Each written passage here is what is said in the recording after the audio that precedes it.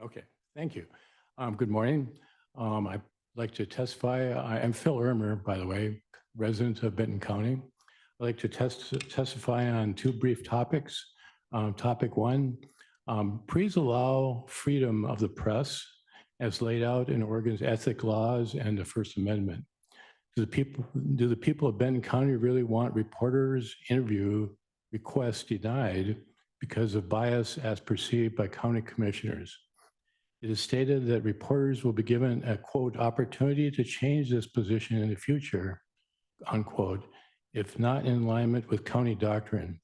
Does presenting two sides of an issue really cause that much concern for county commissioners? Is this a formal codifying a policy that has existed for months? During the recent bond measure election, the GT was given information on the environmental damage that would be caused by the embodied carbon due to the building of the courthouse complex, yet none of that information ever appeared in the paper. It seems they were somehow bullied into that. When this policy is formally challenged in courts and with the state, is this how today's county commissioners want to be remembered in history? End of topic one. Topic two. The state of Oregon is forward thinking on the environment. Regarding any construction that the county is considering, the state of Oregon recently passed measures to address embodied carbon in construction that is part of the larger climate omnibus bill, House Bill 3409, that is specifically related to Senate Bill 522, Senate Bill 869, Senate Bill 871, and Executive Order 17-20, Section 3B. Please ensure that Benton County is abiding by all state law now on the books. Please consider the environmental damage before moving into new construction. Thank you. That's all I had. Thank you. I think it's worth noting that we did change our media policy, sir. So thank you for bringing that concern to us. We did change that. All right. Next up, Paul Blackburn.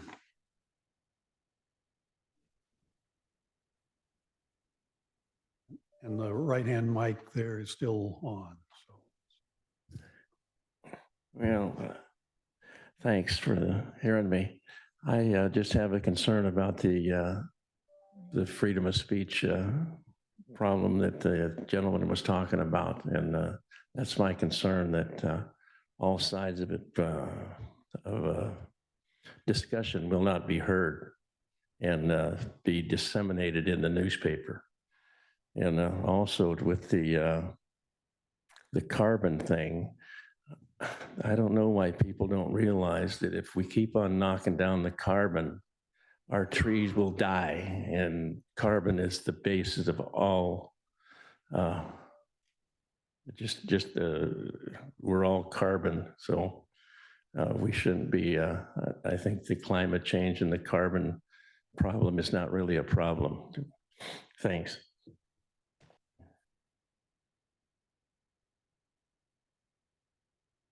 All right, next up is Keith.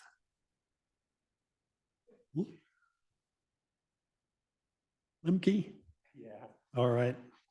Hi, I'm Keith Lemke. Hey, thanks for giving us the opportunity to talk. It's awesome.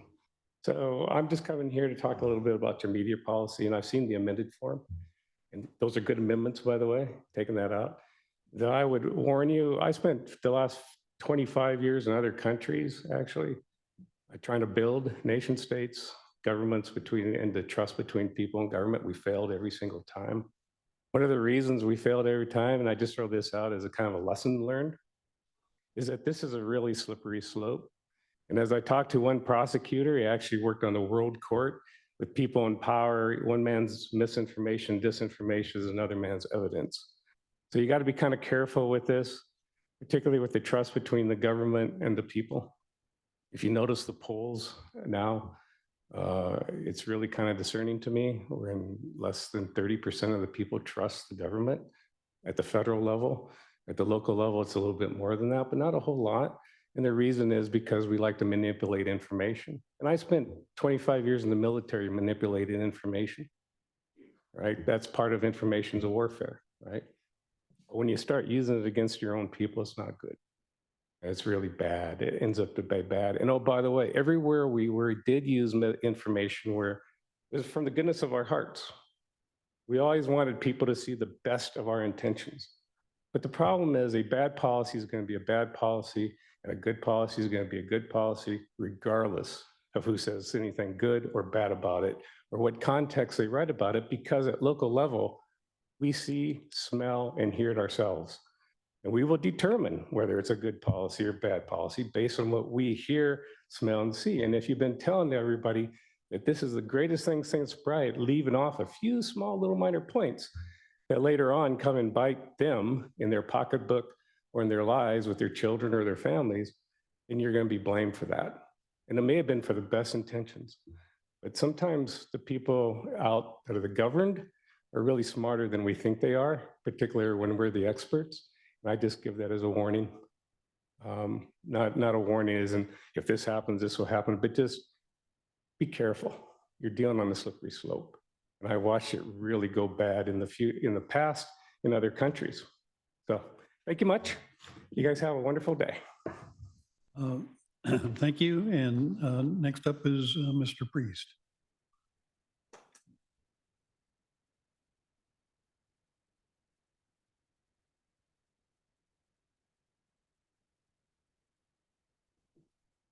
I am a citizen of this great county. George Orwell said it first. I think every one of you people need to reread his book. You know, who's the minister of truth? The federal government tried to pull this last year with a new minister of truth. The government has lied over and over, provable. The government is not the arbiter of truth. The thing you should do if you want to get your hands into it at all is present both sides of an argument, you know, and both sides have points. But for the government to overreach this way is simply not going to hold with the citizenry. The Twitter files, if any of you are familiar with any of that, every department in a federal government had their dirty little fingers changing truth, blocking truth, blocking renowned scientists, medical people. You can't do this. The only thing I would suggest, if you want to get into this, is to present both sides of an argument. Thank you. All right, and that, unless there's anyone online that wishes to comment at this time, that's it for public comments. So we'll start our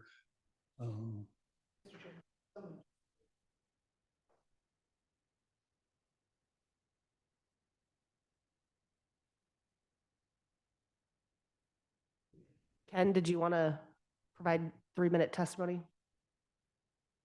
Kevin, excuse me.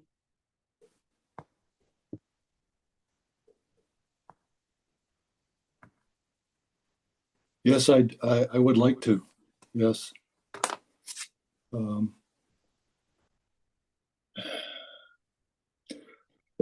Especially in light of all of the conversation about freedom of speech. Mine really has to do with the way it appears the Benton County Board of Commissioners is handling DSAC meetings and what has been done to SWAC. So DSAC meetings, the Disposal Site Advisory Committee. Boy, you know, I live in Benton County. I live in Soap Creek Valley. And the Board of Commissioners' apparent policy on DSAC's meetings being limited only to Benton County government agenda or just eliminating meetings is just not acceptable. At this point in time, there is a lot of attention being brought to Republic Services Coffin Butte landfill. You should be aware of a recent EPA report of their inspection at Coffin Butte landfill. I'm wondering if the Board of Commissioners has reviewed that report. I know in the past, Republic Services has been referred to as a good partner. And, there is a lot of behind and the operation of the landfill that no one is aware of. No one sees what's going on. This is a very important time to be having DSAC meetings because they're the disposal site advisory committee.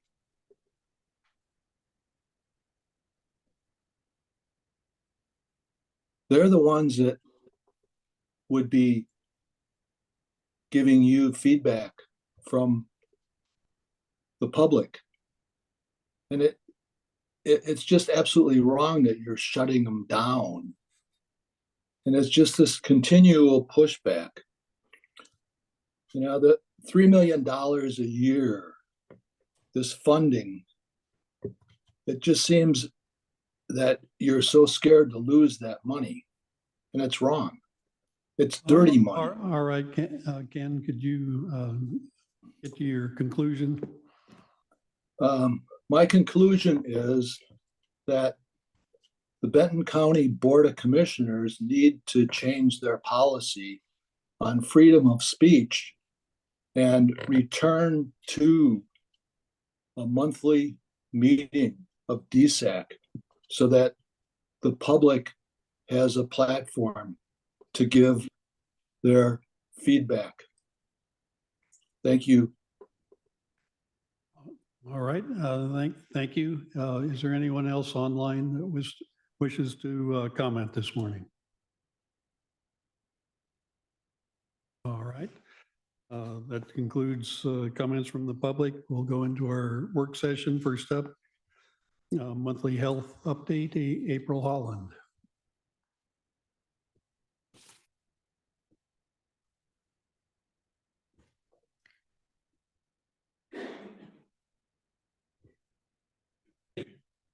Oh, Yeah. hi. Good morning. Good morning, everyone. I was looking for the button to light up and not the neck. All these mics are different depending on what meeting you're in. I have a respiratory season update for you all as we are coming back from Thanksgiving and all of our turkey soup, if you will, is brought together as we rejoin our communities. Erica, do you happen to have the visuals that I brought along for today? Thank you so much. All right, so this will be a pretty brief update. Just want to let you all know where we are in terms of the major viruses that we usually see this time of year floating around. A brief update on how things are going in terms of COVID-19 vaccinations as well as flu vaccines in Benton County.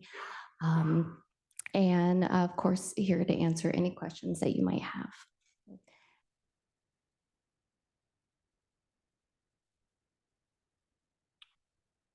Thank you so much.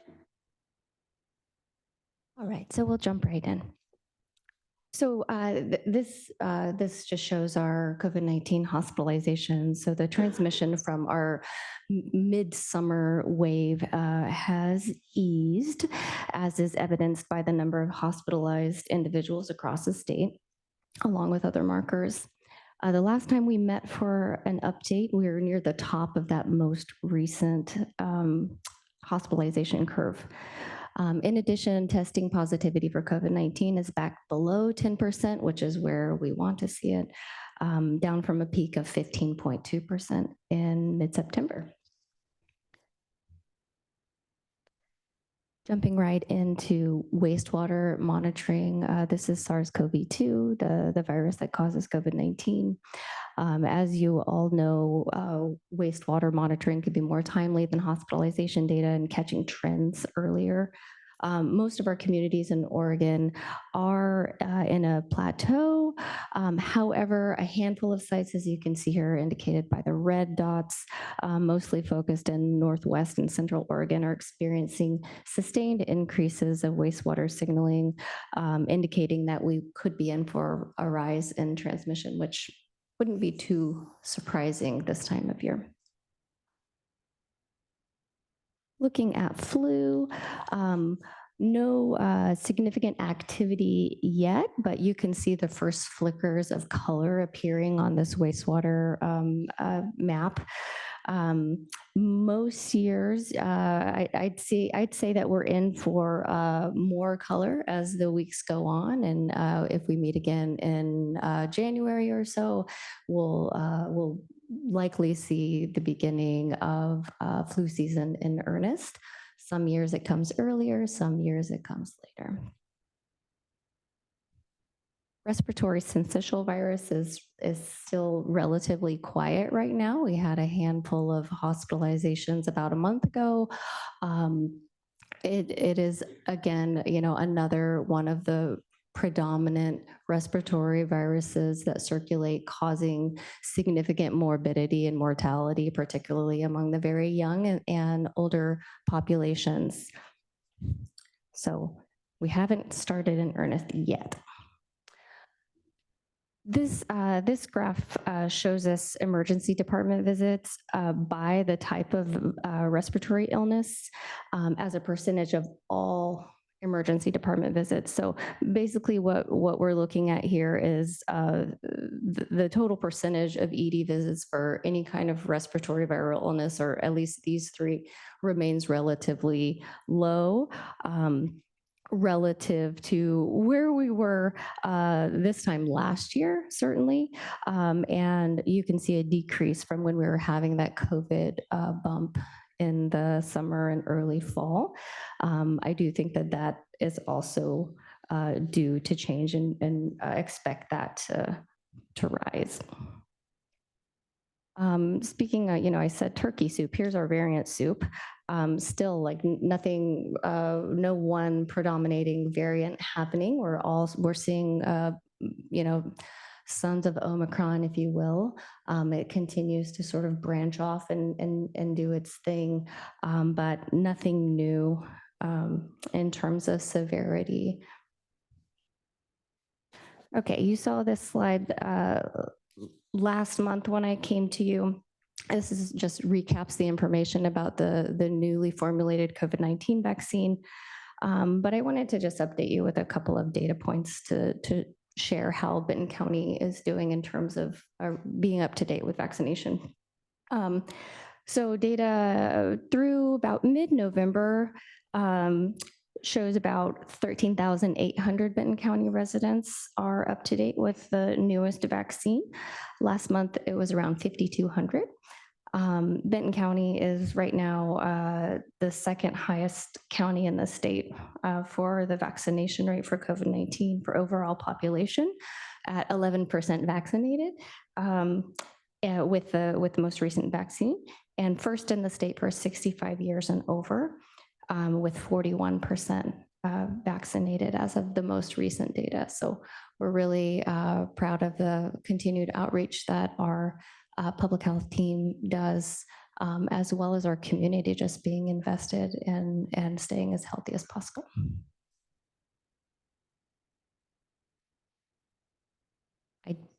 So this is again a rehash of the respiratory syncytial virus vaccine information so that everyone can see it and see whether they are eligible now for RSV vaccine. I don't have updated data on how much has been delivered in Benton County, but I do know that it is out there. The vaccine is out there and available for those who are eligible. Now to flu. It's not too late to get your flu vaccine if you haven't gotten one already. We recommend flu vaccines for all persons ages 6 months and older. And for those of you with children who do not want to get an injection, there is the FluMist intranasal vaccine available this year. I confirmed through my own children's doctor visit. Some recent data shows that over 26,000 Benton County residents have been vaccinated with the 23-24 influenza vaccine this season. And Benton County is second in the state for overall population vaccinated for flu at about 28%. And a little lower in the state, number 6 in the state for people 65 and older. And then I'll just leave you with this as we go into December and the holiday season. We'll have a lot of events and festivities to partake in. And here's how we can stay as healthy as possible. If you haven't already, get that updated COVID and that annual influenza booster. Don't attend a party if you're not feeling well. If there are people at an event or a gathering who are particularly vulnerable, people who are elderly or immunocompromised, consider testing beforehand. And then as we go out and visit other places, the less mixing of the soup as we can do in terms of traveling is better. So wearing a mask on a plane and in those crowded airports are going to help reduce transmission of all the viral illnesses going around, including our common colds, which are pretty prevalent right now too. If anyone hasn't had rhinovirus, which is one of the common cold viruses this year, then you should expect it soon because it's really going around. Okay, I think that's all I have for you. Any questions?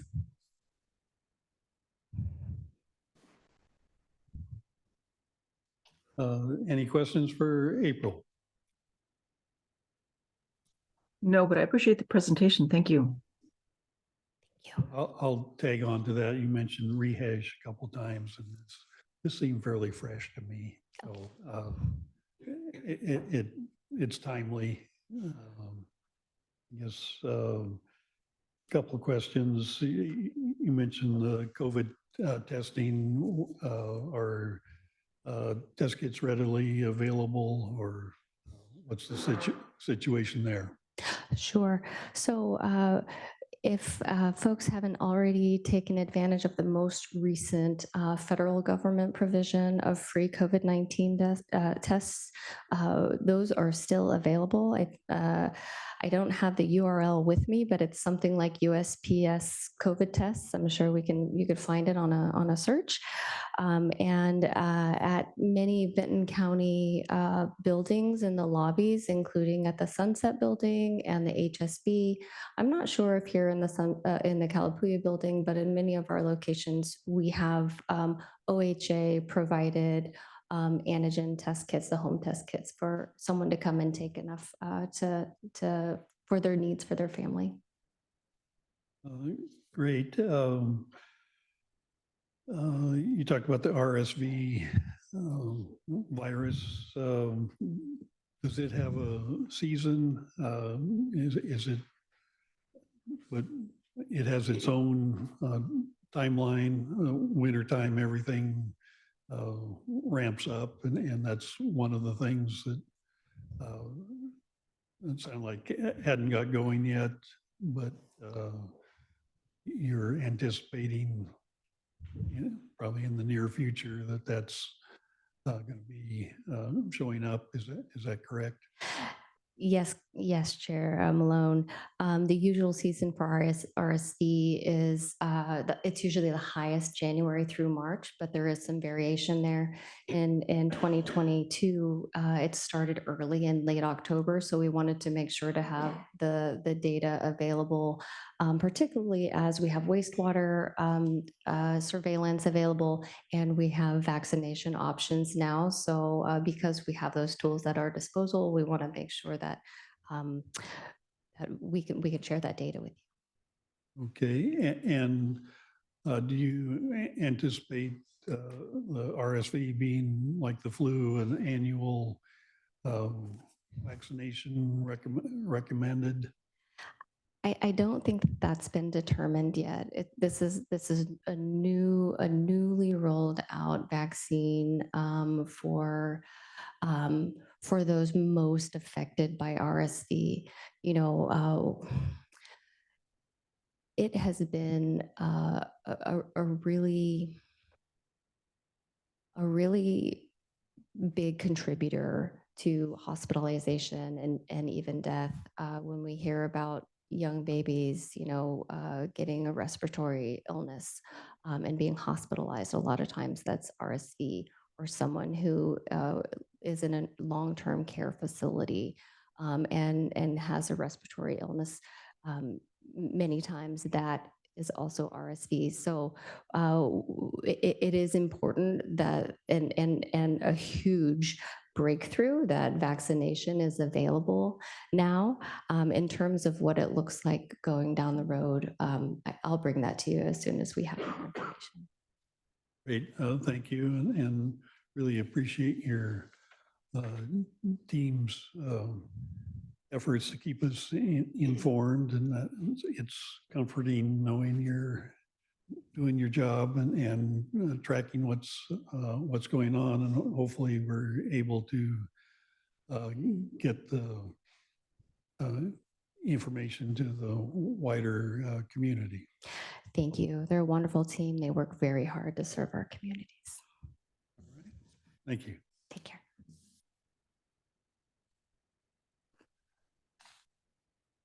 All right, next up, board update on solid waste program, Darren Nichols.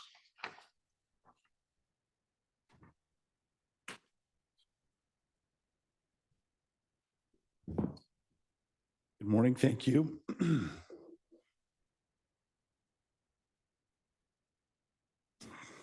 Thank you.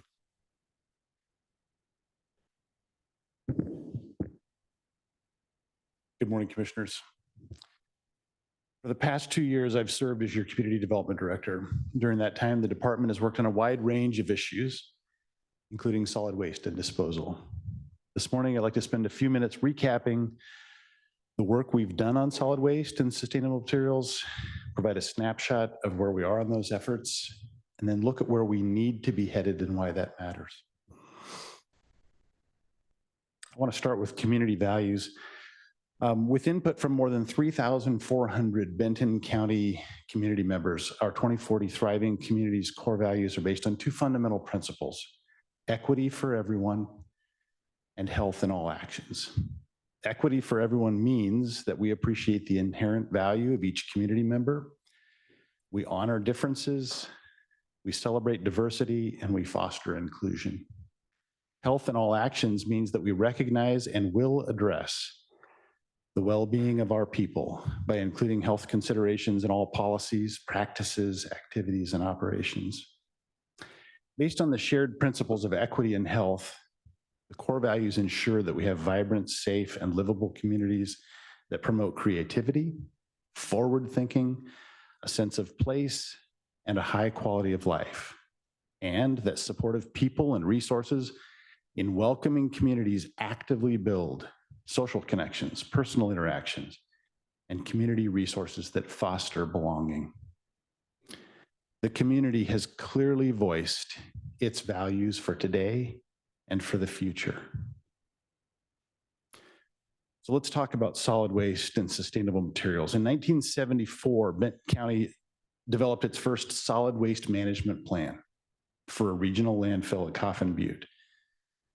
In the nearly 50 years since, so much has changed in the world around us, including the materials that are placed into the economy and eventually placed at the landfill. As a result, we're overdue for a comprehensive plan to responsibly and sustainably manage those materials.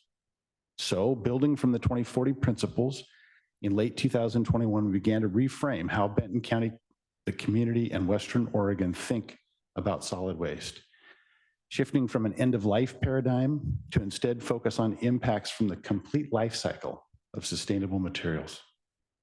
We've spent the past 2 years reframing the discussions on solid waste and sustainable materials, identifying a clear, constructive path forward on solid waste and disposal, and enlisting the support of many other jurisdictions and agencies.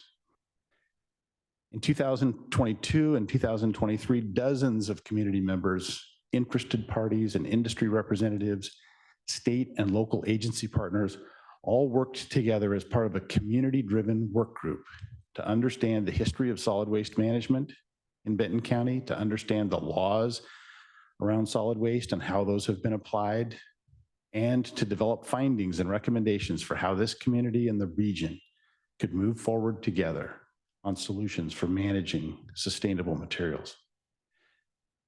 The Benton County Talks Trash facilitated process provided dozens of open public meetings and unlimited opportunities for public input, verbal, written, in-person, and remote. We made that process as accessible to the public as we possibly could.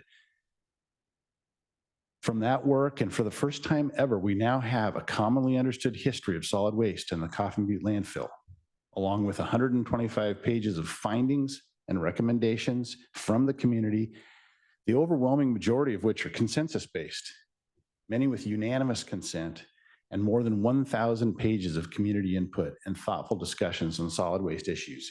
You've seen this before, but this is what it looks like. It's a 4-inch binder filled with input, feedback, thoughts, really thoughtful dialogue from the community. And then the first 125 pages or so are consensus-based recommendations and findings. So where do we need to be headed? Over the coming months, Benton County has an opportunity to work with others to change the way Oregonians think about solid waste, challenging ourselves and our state to shift our thinking from an end-of-life, think landfilling mindset, to a complete life cycle, think sustainable materials mindset. We cannot regulate those outcomes. We cannot litigate those outcomes. We cannot threaten or coerce these constructive solutions. The only way to achieve the outcomes our community needs will be through tools of collaborative governance, information sharing, agreement seeking, trust building, and consensus. We know the solutions that participants work on together yield the most innovative, the most durable, and the most supported public policies. We know this, and we've proven it across the Pacific Northwest on some of the most complex and contentious environmental challenges facing our communities. The list of regional partners willing to help Benton County collaboratively and constructively address the future of sustainable materials is strong and growing. We now have expressions of support from several cities and counties, from state agencies, from academic partners and industry representatives, and importantly, from level-headed community members who are willing to work together with the board to solve these solid waste challenges. Please understand, this is not easy work. The level and scope of this effort has not been done in Oregon before. With the sustainable materials management planning process that we've laid out before us, we're poised to convene not only Benton County, but the Mid-Willamette Valley and Western Oregon for a collaborative problem-solving effort that can change the face of materials management for generations. We don't have all the answers, of course. No one does. But while no one of us has the answers, together we do have the skills, the experience, the information, and the collective values to answer this challenge. To lead in these partnerships, to harness the collective support and shared interests of a wide range of partners, the Board of Commissioners with your advisory committees and staff must strive to provide public spaces that are safe and open to new and different ideas, and that actively seek to understand the best options going forward. These conversations will not be easy. Information will need to come from many voices and many sources. We must continue to include unrepresented and underrepresented voices in this collaborative dialogue. Fortunately, the Benton County Talks Trash effort set the table for collaborative dialogue and constructive solutions.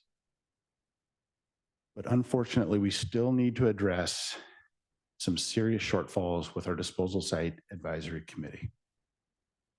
The committee has created an unsafe workspace for the public, for volunteers, and for staff.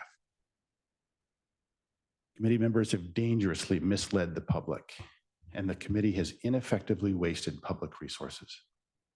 Today, I want to specifically address concerns with the committee around bullying, disinformation, threats of violence, and a chronic lack of progress. Let's start with bullying. Commissioners, over the years, your disposal site advisory committee's discussions have been emotional and at times tense. Conflict is expected discussing solid waste and disposal. These are not easy topics. In late 2021, however, the tenor of the committee's public meetings began to become toxic.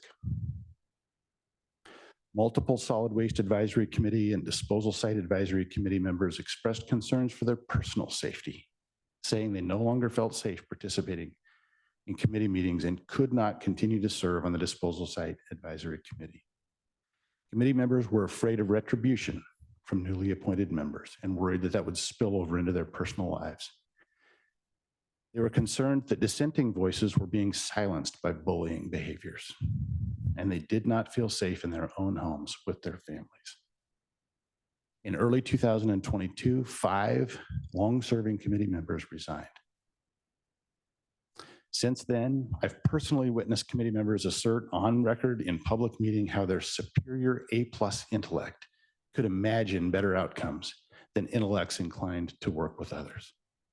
One committee member explained to me privately how 2 appointed officials were, quote, going to win because, you know, they're smarter than he is, referring to another colleague participating in the community-driven, consensus-based solid waste process. No member of our community is smart enough or privileged enough to demean or talk down to others. No intellect, no academic discipline, no education level, no retirement status or other financial privilege is an acceptable reason to berate the perspectives or viewpoints of any other person in our community. I want to move on to disinformation. Some disposal site advisory committee members have engaged in a persistently inaccurate and confusing public disinformation campaign. Committee members have been repeatedly quoted in a local media outlet stating errors of fact and asserting intent for which they have no basis and which are simply false. Others have repeatedly espoused inaccurate interpretations of state and federal law and attempted to subvert the clear direction and policies of this Board of Commissioners. Committee members are not qualified to interpret state law and are not authorized to set policy. Oregon statutes clearly and rightfully leave much discretion to the county board to work with its own citizens to solve problems collaboratively. Yet multiple committee members have gaslighted the public on social media and other local media outlets, inaccurately quoting state law and misstating or misrepresenting county actions. On or around October 11th, 1 or more committee members impersonated a county official to publish a misleading, quote, public notice in a local media outlet, which directed the public to send comments to a county staff email and to a personal email. The chair of the committee then attempted to direct the county's public information officer to post that notice to official county media outlets, falsely alleging that he had been instructed to do so by my staff. Around that time, the chair also solicited via email comments from neighbors in which he erroneously alleged that the county had lost prior public comments. We have not lost documents. We have not lost comments. We're careful stewards with the public record. But these continued misstatements and disinformation have understandably confused and frustrated a public that is honestly trying to understand complex solid waste issues. On October 25th, in a public meeting and apparently acting on frustrations related to this disinformation, a member of the public verbally threatened county staff with gun violence.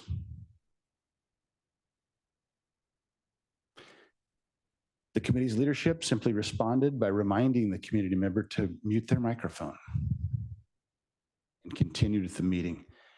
Following the shock of that moment, we reported the incident to the Corvallis Police Department, which investigated the incident with the individual and prepared a report, but did not file charges. There is no other way to say this. This is wrong.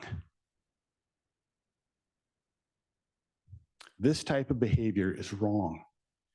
We don't permit threats of violence in our schools, in our courts, on our campuses, at our airports, or in our public meetings. The threat of violence in the committee's response, simply not acceptable anywhere.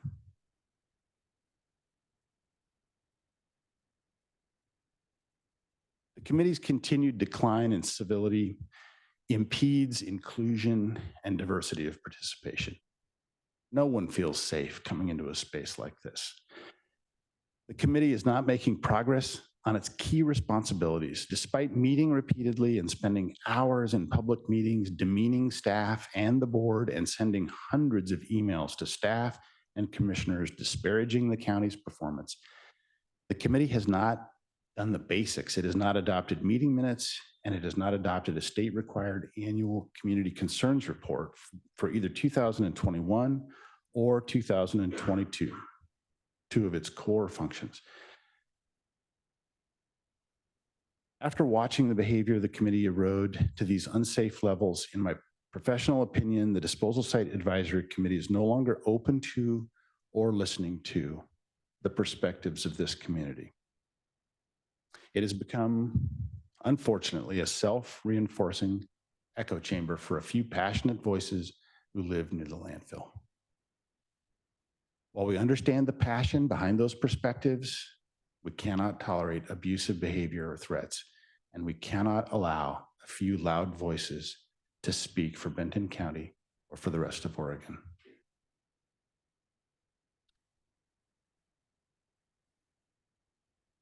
We don't come to this recommendation lightly. Following extensive discussions with the county administrator and county council, our recommendation to you today is that the board suspend all disposal site advisory committee meetings until the committee and its community forum can be restored as a safe workplace and as a safe space for public dialogue with clear sideboards that protect committee members, the public, and staff from abusive behavior and any threat of violence. As a public servant with more than 20 years of professional experience, including a number of years helping communities and regions find collaborative solutions to some of the most challenging public policy issues, I'm confident that we're on the right path. Working with other agencies and organizations on collaborative solutions to solid waste and disposal, and reframing to focus on holistic, sustainable materials solutions that will yield outcomes consistent with our 2040 values. We are committed to advance Benton County's effort to develop a comprehensive plan for solid waste and sustainable materials, including disposal.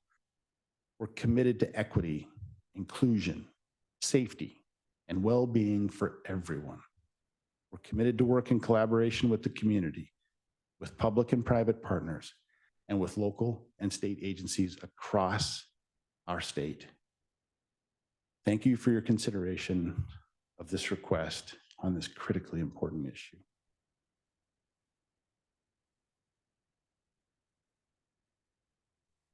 right, any comments or questions for Darren?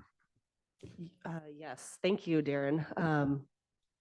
I did not know that that this was going to be the nature of your update, and I thank you for putting out all that information. It feels like a little bit of a relief because there has been just an inordinate amount of dysfunction, and it feels like a weight on our shoulders to have to continually maintain our professionalism and rise above when we have the same goal. We all have the same goal as to serve our community in the best way that we can and get to the bottom of these issues. And I truly believe that there are a few individuals who have, one goal in mind, and if they do not get their specific way, they are trying to do anything and everything that they can to disparage all the decent good work that we're doing. It's frustrating, and the public is not being well served by this. I have not had a chance yet to publicly say it is beyond inappropriate for any of our staff members or any of the people that serve on our boards to be threatened. I am all for freedom of speech, but there are also consequences for some speech. When you threaten our staff, I am not going to put up with it. That is not okay. So you mentioned suspending the meetings. You also mentioned that we don't have a report that we should be turning in. I'm not sure if we suspend these meetings, what's the next steps? I feel like it's going to continue. These same couple of members are going to continually send the same amounts of emails, spread the misinformation. I feel like we're just going to be in the same cycle again. I think I would rather remove some members of the committee that have been dysfunctional, replace them, and hopefully move forward with that group's body of work as it's been mandated to do. I'm not necessarily ready to do that today because, as I said, I didn't know the nature of what your report was going to be today. But I would like to put that out there for discussion, I guess.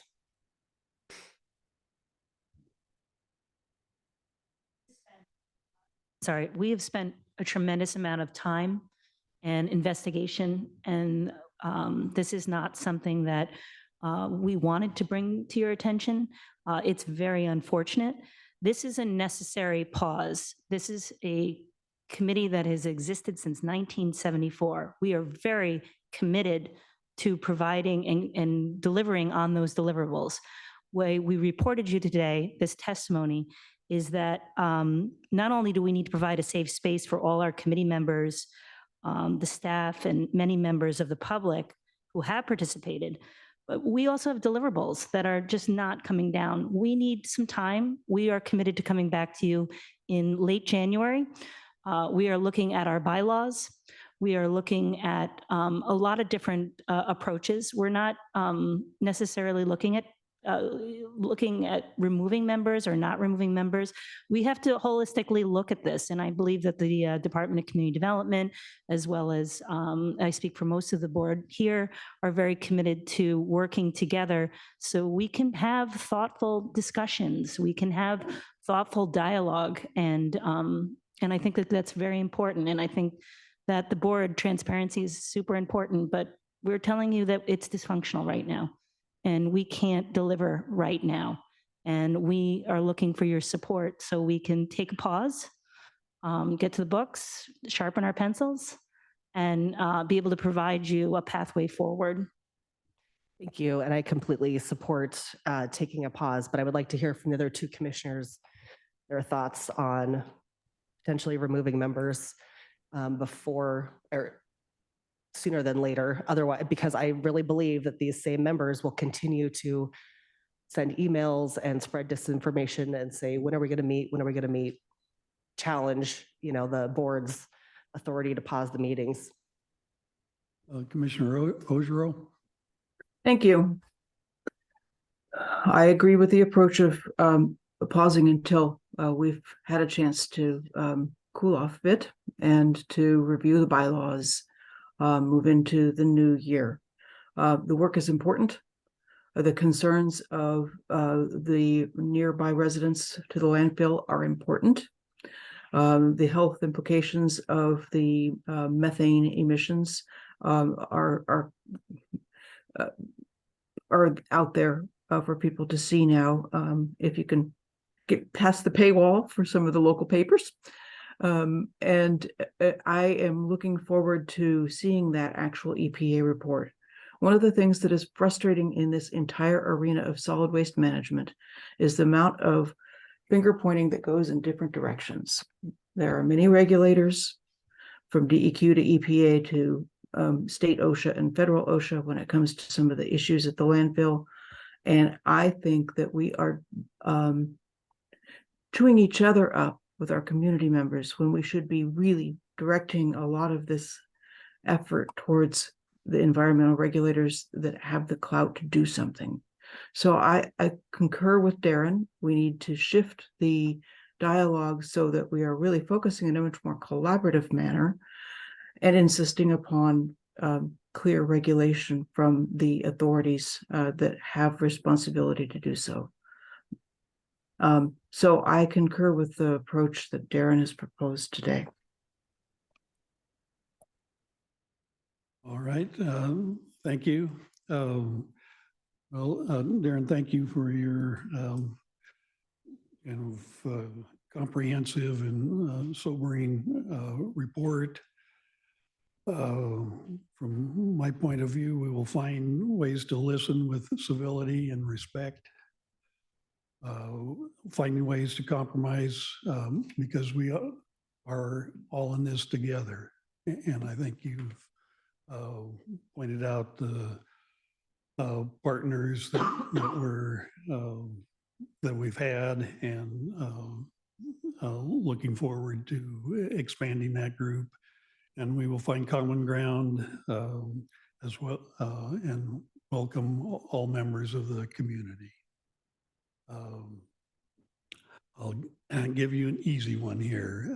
You mentioned DSAC. Would you state its full name?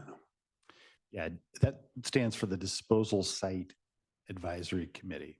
It's appointed by the Board of Commissioners, and it's authorized under state law as part of our requirements to have a committee like that if we're going to host a regional landfill.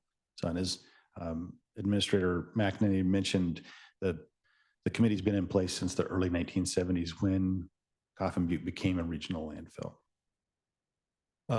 Advisory committee. We have a number of those that do some work in a specific area and then advise the Board of Commissioners. We will clearly place the Board of Commissioners in the policy leadership role on solid waste and sustainable materials and all other policy issues.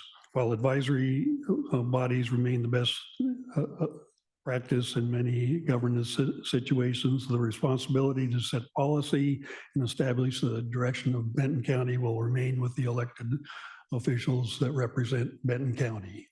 And I usually don't need to state that for advisory committees, but obviously there's a serious problem here that, and I would agree that this group needs a pause and figure out the best way to go forward, because it's currently not working, and it is absolutely unacceptable to threaten committee members or staff because there's some disagreement.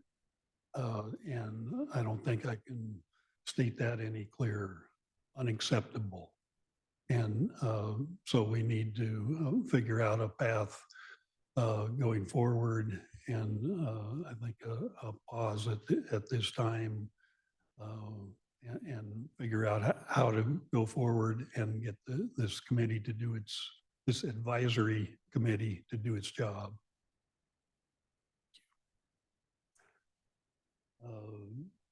Do we need a motion, or do you Okay.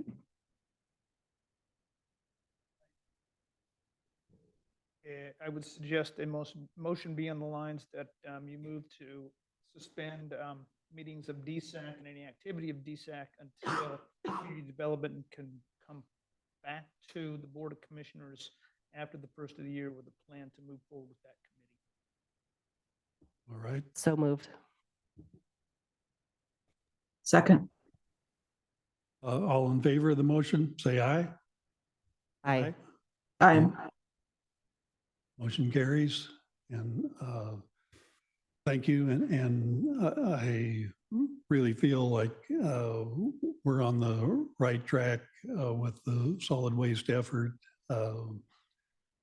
And, you know, with your little binder there showing that we take this seriously. We've got a significant investment in time and money to get to this point, and we will move forward with our partners.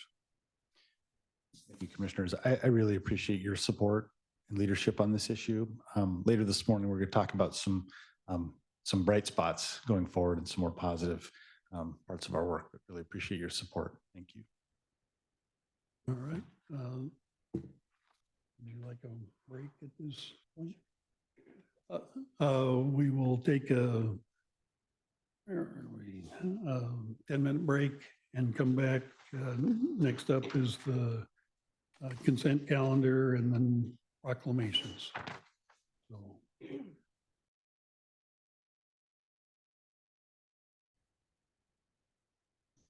That's what I wanted to hear. Next up is the consent calendar. Move to approve the consent calendar. second.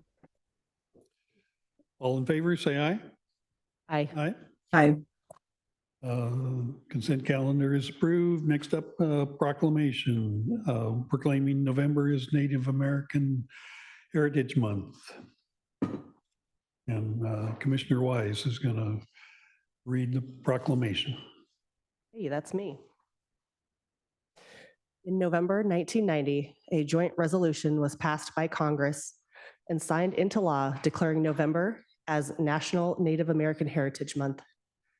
This joint resolution supports the recognition of Native Americans, also referred to as Indigenous peoples or American Indians, as the first and original nations and communities that resided in what we now know as the United States. This month is meant to honor the significant and essential contributions made by the 574 federally recognized tribes and over 200 tribes that are not federally recognized, but have been advocating for federal recognition. Oregon has been the home to more than 60 tribes where at least 18 different languages were spoken across miles of land and various locations. In Oregon, we currently have 9 federally recognized tribes and several tribes that do not have federal recognition. The federally recognized tribes are the Burns Paiute Tribe, the Confederated Tribes of Coos, Lower Umpqua, and Siuslaw Indians, the Coquille Indian Tribe, the Cow Creek Band of Umpqua Tribe of Indians, the Confederated Tribes of Grand Ronde, the Klamath Tribes, the Confederated Tribes of Siletz, the Confederated Tribes of the Umatilla Indian Reservation, and the Confederated Tribes of Warm Springs. This year's theme is celebrating tribal sovereignty and identity. Tribal sovereignty has been the center of many issues that continue to affect tribal nations existing within the US and the state of Oregon today. Tribal sovereignty is the inherent authority and power of each tribe to govern themselves. It supports the preservation of each different tribe's culture, traditions, language, history, and the continued survival and protection of many different tribes and their community members. Benton County supports tribal sovereignty and honors the history that took place on these lands, including the violent relocation of the Kalapuya tribe that once resided where we stand today. As we celebrate Native American Heritage Month this November, we honor the history of resiliency and survival of many different tribes through epidemics, violence, forced relocation, and other ravages of federal Indian policy that have never extinguished the ongoing stewardship and deep relationship between the land and people indigenous to this place we now call Benton County. Despite the settlement of these lands, this was and will remain the home of the Kalapuya and Alsea tribes. We recognize the pre-existing and continued sovereignty of the tribes across our nation, as well as across our county.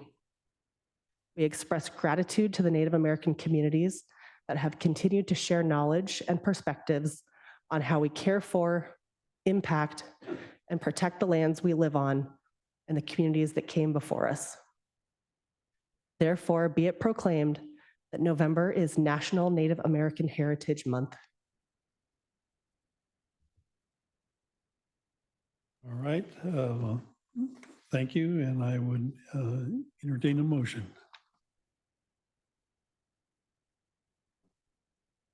I would move that we proclaim November Native American Heritage Month. Second. And that's proclamation 2023-020. All in favor, say aye. Aye. Aye. All right, thank you. Next up on the agenda is the public hearing, but we will delay that until the 11 o'clock or a little bit later. So we'll go on to new business. 8.1, revision of fee schedule for civil division, real and personal property sales for the sheriff's office. Don Dale and Dean Barnes. Good morning. Morning. So I'm Dawn Dale, I'm the business analyst, and I've got Dean Barnes with me, who's the civil division coordinator for the sheriff's office. And we are here this morning to request a revision to the existing fee schedule associated with the sale of real and personal property within the civil division of the sheriff's office. As ORS 18.930 exclaims, the county may establish a fee to be collected by the sheriff at the time of the sale. The governing body of the county shall establish the amount of the fee, which may not be greater than the amount necessary to pay the county for the expenses incurred by the county or giving notice of the sale and conducting the sale, and for the anticipated expenses for any notices required to be given after the sale and other post-sale administration of the sale.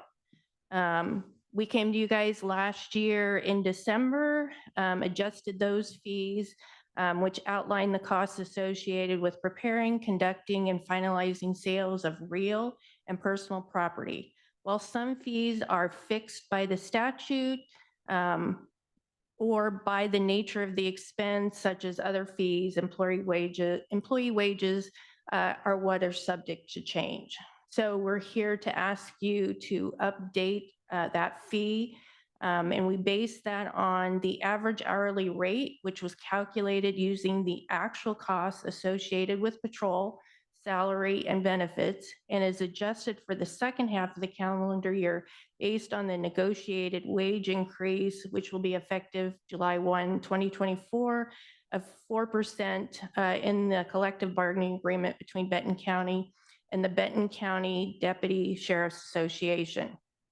The proposed rate for patrol staff will increase from $69.65 an hour to $72.37. Civil staff is adjusted for the second half of the calendar year based on the budgeted wage increase effective July 1, 2024 of 3.25%. The collective bargaining agreement between Benton County and ASME Local 2064 is up for negotiations in 2024 and could differ from the budget amount. The proposed calculated rate for civil staff, we're asking to increase from $51.72 to $54.30 per hour. I'll give Dean an opportunity to kind of talk about his program a little bit. Correct. So what Don is talking about are really orders from the court, from Benton County Circuit Court mainly, to seize and sell real property or personal property per an order. Judicial foreclosures, we haven't seen very many of them. Last year, we didn't do any, which is a good thing. In 2016, 2017, we did like 40, 50. So there's reasons for that. We can talk offline about that. I could talk probably for an hour about that. But these are judicial foreclosures that have to be done according to statute, and there's a lot of steps involved, time involved, of reviewing the order, the notice of levies, the certificate of sales, the deeds, et cetera.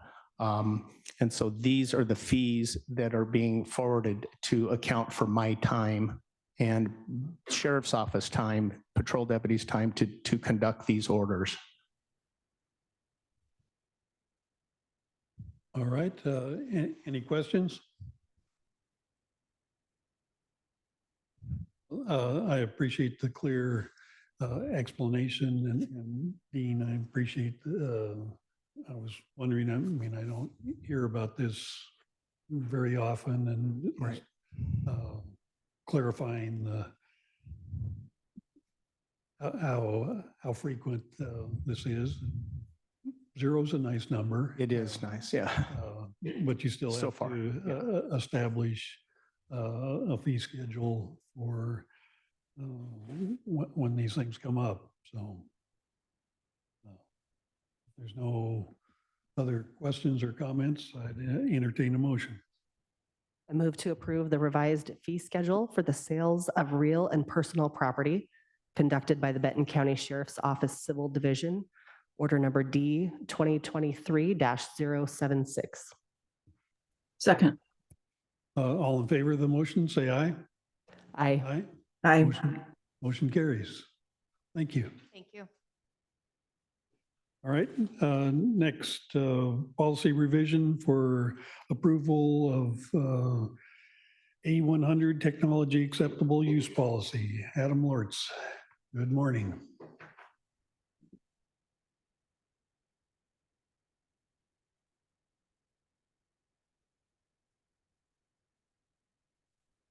How about now?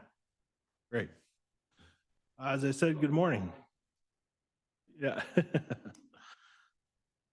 So I bring forward to you today a revision to a county policy technology acceptable use. This is an internal policy that affects all employees that use county technology. The policy was originally implemented in 2012, and an overview or a review of the policy was overdue. More recent events around using technology from home, remote work out of the area, really spurred an update to this policy, and I worked through the Policy Oversight Committee to make several adjustments. Just a quick overview of the policy. It's used to govern all electronic systems used by employees and affiliates of the county. Key aspects of the policy govern ownership and the use of county equipment, acceptable use guidelines or specific guidelines to limit personal use, prohibited conduct or what behaviors are allowed while using county technology, remote work and international use, privacy and monitoring rights, confidentiality of county data and its handling, password and security protocols, telecommunications and email usage, social media, malware, and viruses. So the revisions that I want to highlight today, I can keep pretty short and sweet. In your packet today, you should have a pretty detailed overview and list of the changes that are affected, as well as a revised draft of the policy itself. So the name of the policy was updated from acceptable electronic use to technology acceptable use policy. This was to be in line with industry standard use of this policy from all their organizations. We've also updated basic grammar and definitions. And the overview and scope of the policy was revised to include some more detail, specifically the applicability of the policy to all employees and affiliates. Prior to this revision, it only called out employees, but we do have several people that use county technology that are not actual employees, but are assigned access to the county network and county technology. On several sections of the policy, there are new references to other county policies that apply. One is the cellular and mobile device policy. A reference to that is under the ownership and use of county equipment. Since the policy was enacted, the mobile device policy has been updated. We now have about half of our staff and affiliates using mobile devices assigned to them for work. So the policy has been updated to add further guidance there.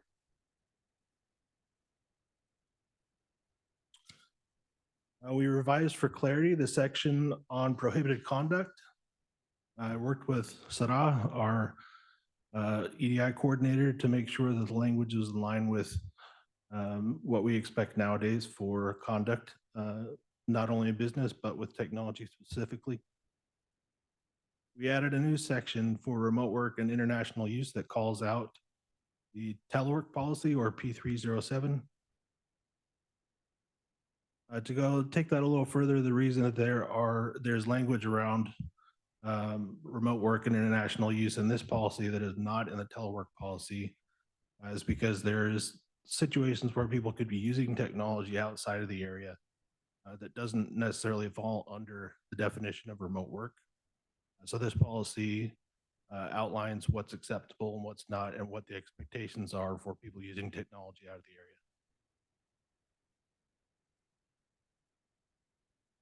As mentioned before, this policy covers privacy and monitoring rights, or what the expectations are for people to use technology and what their privacy rights are. Confidentiality and data handling, the expectations for users of county technology to maintain confidentiality of data. Updated language around password and security protocols. This particular section was updated to include the expectation that employees use multi-factor authentication. Use of county telecommunications and email was expanded and updated and modernized, especially around the transition of how we communicate now using more messaging, instant messaging, email in the cloud. So that's all been updated. We call out the social media use policy, which is a new policy, I think just a few months old at the county. A tie-in here is to direct people to that policy if they have questions about how to use social media. And the last update was to expand the list of definitions and corrected and monetize the content of those definitions to modern technology. Any questions on the updates to the policy? I have some questions and comments. First of all, thank you, Adam. Sure. Did I ever tell you that you're my favorite IT director? No, but I'll take it. So I really appreciate the detailed rundown of all the changes that you made. I really appreciate that. I think, so if I remember correctly, at our last policy, which was the media policy, I think we requested going forward like a red line version and the final version. So just in the future, that'd be very helpful for me, at least, just to see the red line, make it obvious, what was changed. But again, your detailed rundown made that easier as well. And then I guess I have a question as far as process goes. In the packet, it says that our options are to either approve the revisions as proposed or decline the revisions as proposed. Do we have another option, which is to make changes, add in changes that we would like to see? Sure. Okay. There is always that option. I would suggest, however, if they are extensive, that perhaps they might want to go back to the policy oversight committee. Sure. I don't have any extensive revisions. I just, I'll ask a question about the title. So you said it was changed to be more in line. This might just be nitpicky, but it seems like technology acceptable use policy. Is there a reason why it's phrased that way and not acceptable technology use policy? The phrasing is mostly because there are other types of acceptable use policies that do not relate to technology. So technology first delineates that as the technology acceptable use policy. Okay. I don't feel super strongly about it. It just feels kind of clunky. Sure. Yes, yeah. And then I think, so one of the issues that the committee brought up, I think it's on page 78 of the packet, section 2, subsection A, paragraph 3, where it talks about the up to and including, let's see, let me get back there. It says county computers and other devices are for county business processing only. Business processing for other companies, organizations, or personal businesses may not be performed on county computers. Up to and including side businesses or moonlighting are not permitted. So I feel like we either need to remove up to and including and just make it a separate sentence, side businesses or moonlighting are not permitted, or maybe add a which in there, up to and including side businesses or moonlighting which are not permitted. And I might have said that kind of fast. Does that make sense?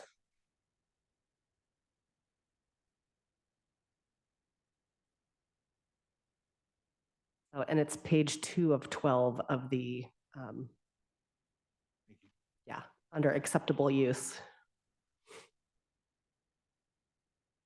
And what was your suggestion in the final paragraph? Either just taking out the up to and including, or after moonlighting, say something like which are not permitted. Because right now, up to and including side businesses or moonlighting are not permitted. The grammar isn't correct. All right, so it's acceptable to change R to which? Or just, or take it out. I'm not sure what the exact best change is, just it isn't correct this way. So personal businesses may not be performed on county computers. You could say it like period, and then take out up to and including, and start out with a new sentence. Side businesses or moonlighting are not permitted. Great. That might be the easiest way. Agreed. Okay.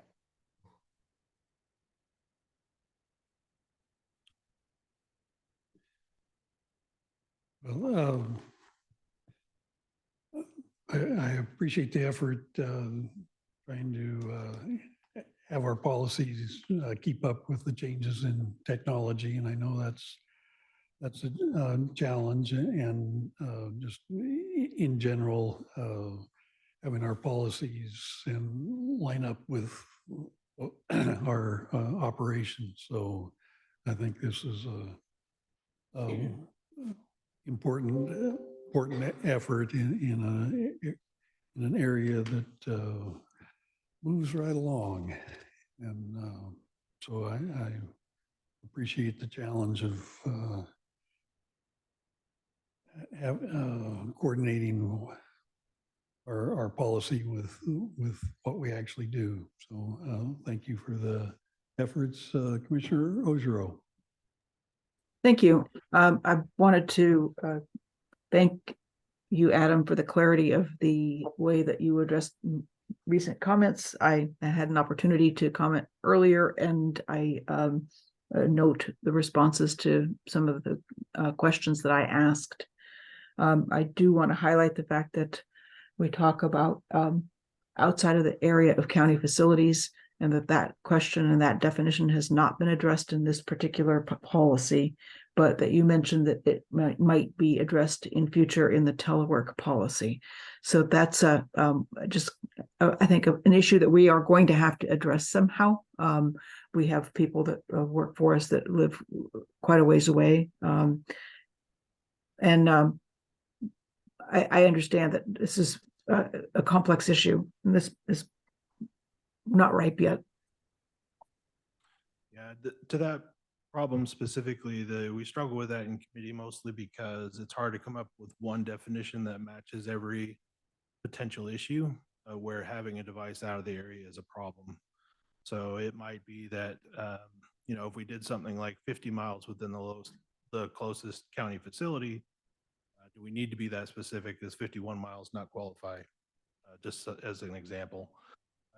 So we thought that leaving an ambiguous area as a definition was probably the best for this policy. And then in telework policy, we can take a look more at that specific detail. I think that issue is going to continue to be to rear itself every now and again, and perhaps we just need more practice to determine what it means. Because I think out of area means different things when you're traveling on a work function, a work trip, versus on a day-to-day basis, et cetera. Yeah. Well, and I flagged that as well. It's one thing for us to say, oh, we could address this in another policy, but do we have that captured somewhere? Is someone going to remember it for the next time that we update that policy? Put that in there. So to the issue of temporary status or temporarily working remotely, that is addressed in the telework policy. So we're to account for vacations, conferences, those kinds of things. But specifically in the telework policy, it goes into setting up an agreement about remote work. And in the agreement for the remote work, it's defined where the location is. So that, in a way, is how we addressed the whether or not it's a local area or remote work. Okay, thank you. One follow-up question then, Adam, is, and I didn't go back to look at that section with the area reference. Does that refer to telework policy explicitly? It does, yes. Okay, thank you. Well, I would be happy to make a motion to approve the policy as revised by Commissioner Wise. Second. All in favor of the motion, say aye. Aye. Aye. Aye. Motion carries. Motion carries. And thank you for your efforts on catching up our policy.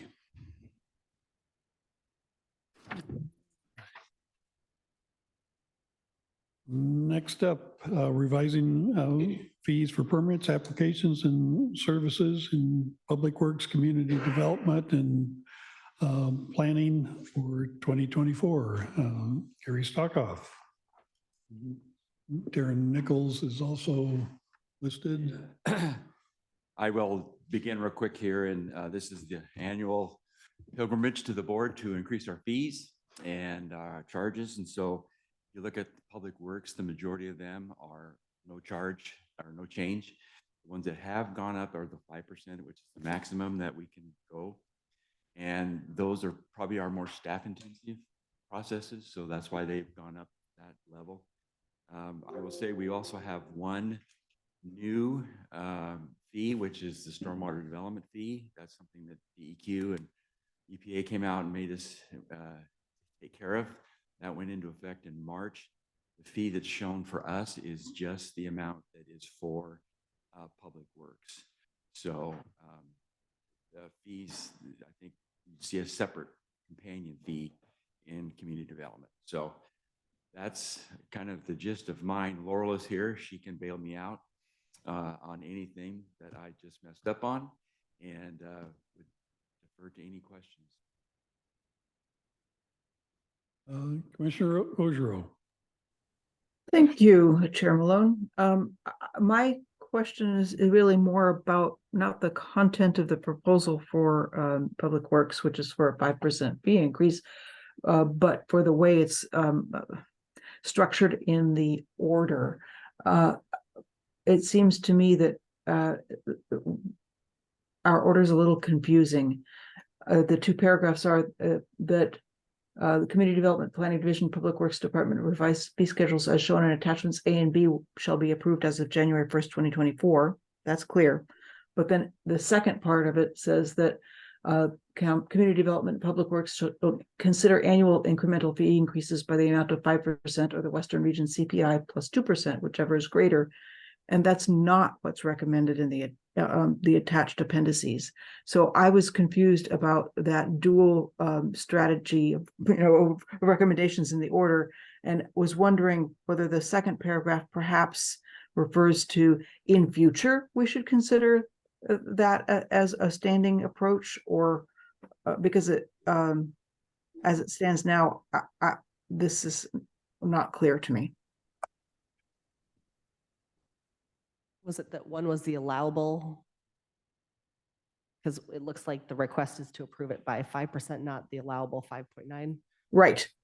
And so the attachment B, which talks about public works fee increases at 5%, is in conflict with that final paragraph, which would indicate that it would be 5.9%. And so I find the language to be confusing, and was just wondering about the intent of having that second be further ordered paragraph. What page are you on in the packet?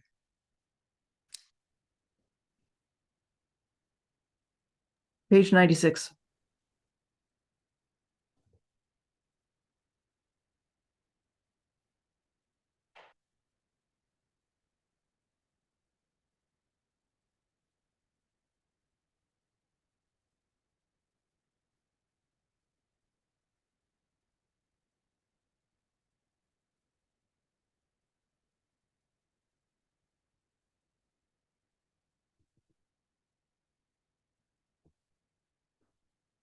Okay, right. So that's saying it's either by 5% or the one that's greater. But the 5.9% is obviously greater than 5%. Yeah, I think it's the CPI plus 2%. So last year's CPI was 3.9.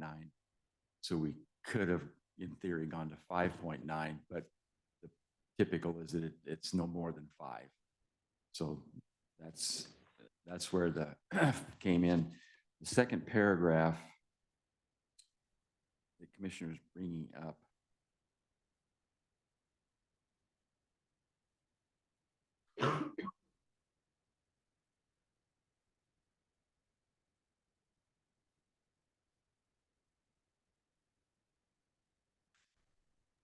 I think this has been a standard paragraph for years. So, I mean, I think we could probably look at reworking it for the future. I mean, the intent is that it's capped at 5%, any increase for the annual amounts.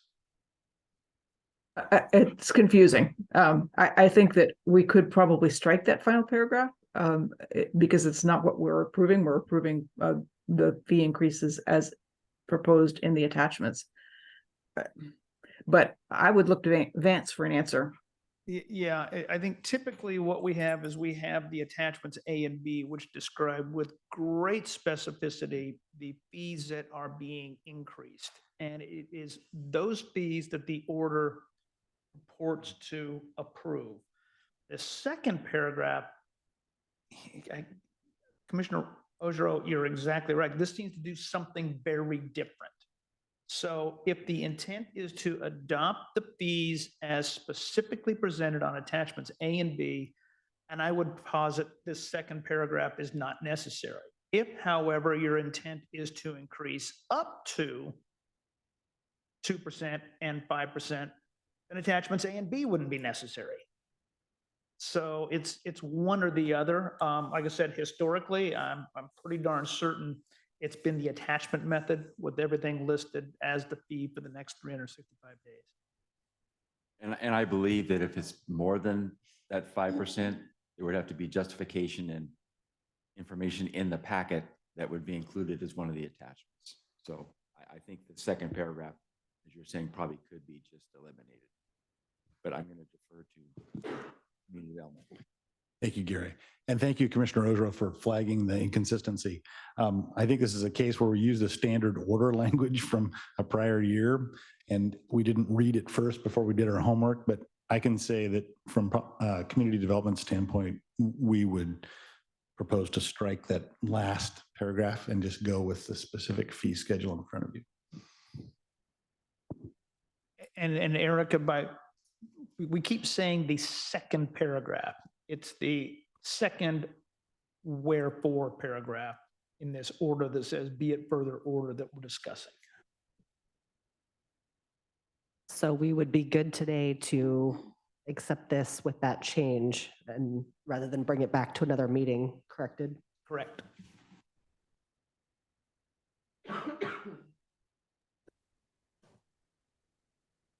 Darren, would you like to address the community development fees before one of us charges ahead to make a motion?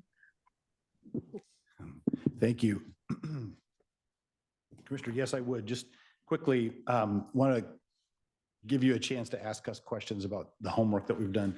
As you recall, the last time we had this conversation with you, roughly a year ago, as we left that conversation, I committed that we would take a hard look at our land use fees from top to bottom before we brought them back to you. And I'm pleased to say that we've done that for the most part. We're still working to understand kind of what it takes to do our work, but we've given it a pretty hard look. And I have my colleague Shannon Bush with me here this morning, in part because Shannon has been instrumental in helping us do that kind of deep dive look. So you'll see from the attached memos that are connected to the community development report, there is an attachment A, which is kind of a clean version of the fees that we are proposing, the specific fees. And Shannon can describe a little bit how we got to that set of fees. Behind that, there's a second attachment that basically shows our work and explains what we've been thinking about those fees. We did that just so that you and the public can understand kind of how we've been approaching our work and how we arrived at where we've arrived. In the memo, and again, the goal of this really is to increase clarity, accuracy, and transparency so that the public knows what it costs to file a land use application. We know what it costs to file a land use application. And importantly, we're able to anticipate the workloads that it takes for us to do our work going forward.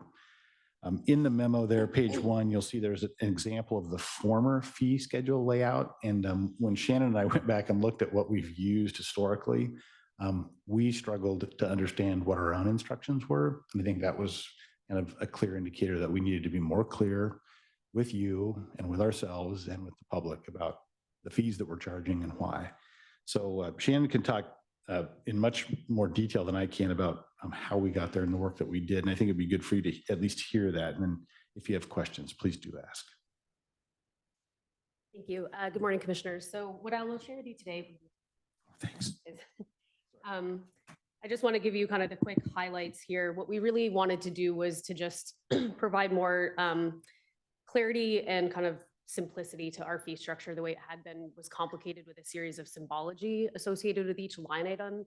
It kind of required the individual to do a bunch of mental calculations to make sense of what all was included in each individual fee. So the more comprehensive attachment that you have, the one that's much wider, essentially just lays out for you what all is included in those land use application fees. It's often a series of noticing, recording fees, public works fees, from time to time, assessment fees. And oftentimes with both the land use planning and the assessment and public works fees, there's additional per parcel fees as well as a base fee. So it ends up being quite complicated and complex with a series of costs associated. So we really just wanted to lay that all out and put it into a table format, which may or may not be simpler. It's potentially more complex, but it's, we hope, a bit more transparent for people to be able to understand and make sense of how we arrive at the final number. So we did put in for you kind of the reason for the changes and recommendations. For the most part, it was a 5% base fee increase. We did have a couple of specific fee applications that I think one I would draw your attention to was floodplain development permit. Had previously not had a cost associated. So we increased fees in a couple of places very strategically based on what it actually takes to do that work and to get it done based on our hourly fee costs for staff. Darren is going to speak a little bit more specifically about some other individual fee changes. Happy to answer any questions you might have about any of those items. Okay.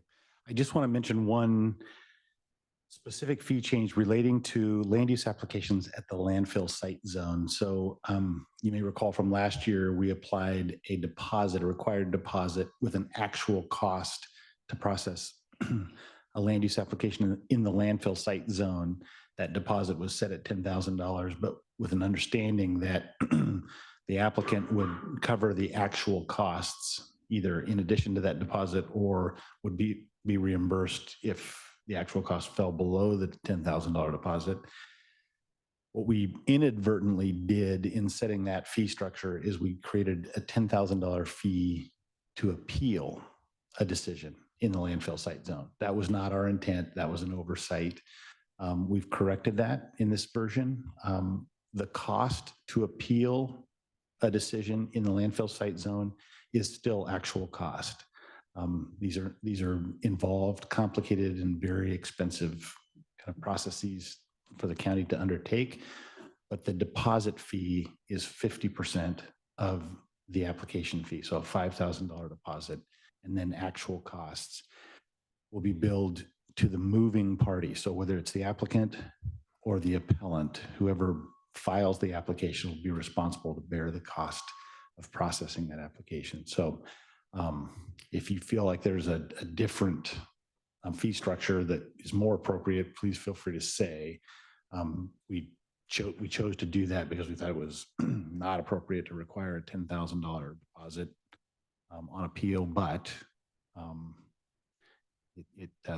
the appeals are essentially still a substantial land use application. So yes, as you mentioned, thank you for clarifying that. So I think you just mentioned it. So it's a minimum of $5,000 to appeal. That's correct. And then plus the actual cost of time. Is it possible then to actually result in a fee of more than $10,000? I mean, do you see a possibility where our staff time would be more than that? I think that's very possible. When we filed when we processed the last land use application, file number 2021-47, so that was the proposal to expand the landfill. We estimated that we had about $40,000 of staff time in that for an application fee that was in the order of $3,000 or $4,000. So obviously, the fee did not begin to cover our costs on that. And since then, we've also moved to a model where we will use outside planning firm expertise to process these. So these will be direct costs to Benton County that we will then just pass on directly to the applicant or the appellant. I would encourage anyone who moves to ask us to process an application, they'll want to have that conversation with us to understand the fee structure, and we can do our best to provide an estimated cost before people, make a decision to spend dollars. But Okay, thank you. That one's tough for me because I very much support recouping our costs by the individuals or parties that are, requiring us to do that work. However, I think it can also be seen that if we have, $5,000 seems like a lot for a community member, and I just don't want to give the impression that we are trying to prevent people from submitting appeals by pricing them out. So. Thank you, Commissioner Wise. We wrestled with that same conversation. And I would say there is no easy answer. These are significant portions of work. You want us to have the resources and tools to do good work. I think everyone wants these applications to be processed fairly and thoroughly. And fortunately or unfortunately, that requires a substantial amount of resources. But that really is, like all of these, it's a policy choice for the board. Sure, thank you. I'm going to put you on the spot here. If you don't know, if that's okay. Do you know what other jurisdictions charge for a similar process? I don't. Okay, thank you. There are very few other jurisdictions who have privately operated landfill in their county. So I can reach out and double check if that would be helpful. Sure, that would be great. Thank you. I do have a question. Darren and Shannon, I'm looking at attachment and it's on page 103 of our packet. This is the land use application, including conditional use permit in the landfill site. And did I hear you correctly that you said the deposit is going to be $5,000? Because under total fees 2024, I see 10,000 deposit. Thank you, Vance. That is for the land use application, including a conditional use permit in the landfill site zone. So that'd be for the initial application. Okay. It's a $10,000 fee. Then what we've just been discussing is what should the fee cost be to appeal one of these decisions. And where is that in here? I mean, but it is listed in here? The Page appeal 105. fee is different? Okay. I have a follow-up question about that. That's a $5,000 deposit to appeal, but if the actual cost is less than $5,000, would the appellant then get a reimbursement? Yes, that's our intent. The deposit is just that. It's a deposit, and then we will assess the actual cost of processing the application, whether that's more than 5,000 or less than 5,000. We would, if it's less than 5,000, we would then reimburse. Mhm. Thank you. That clarifies the matter for me, and I am comfortable with this approach.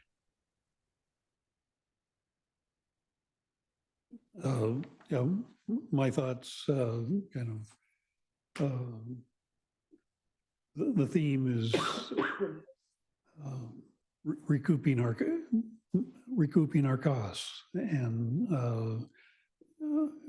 well, especially on this issue that doesn't come up, it comes up rarely, and there was something on the books, somebody put a number in $3,000 or $4,000 years ago, and that wasn't anywhere off by a factor of 10. So I think that this approach makes sense. You have a deposit, but it's actual cost, and that's the theme that is running through all these fees. So I think that fits nicely into this approach, and because it's kind of unknown, you put a deposit down, and then your costs are whatever it costs the county to do our job. So, and I realize it's seemed like there was a subdivision fee that was grossly inadequate last time, and I'll catch that one up. And so it's just trying to even out costs and fees. And to me, it seems like you're doing a good job here. So any other questions, or are we ready for a motion? I will just say thank you for the background and all of the justification. I appreciate that. When somebody reaches out and says, why did you guys do this? I can say, for you, here are the reasons. You're welcome. And this is where I should say thank you to Shannon for spending a number of hours with our staff walking through this on a line-by-line basis. Thank you, Shannon. I'd be happy to make a motion. I move that we approve order number D 2023-091 in the matter of revising fees for permits, applications, and services provided by Public Works and Community Development and Planning Departments, with the revision that we drop the paragraph that begins, "be it further ordered." Second. All in favor of the motion, say aye. Aye. Aye. Aye. Motion carries. And so thank you for your efforts. And so these fees go into effect first of the year. And this is an annual event. Is that correct? See you next year. Thank you. All right. Well, since it's a little after 11, we can start the public hearing. And this is in the matter of a public hearing regarding solid waste collection, annual rate increase request, order number D 2023-092. We have Darren Nichols, and I don't see Daniel Redding, but what's that?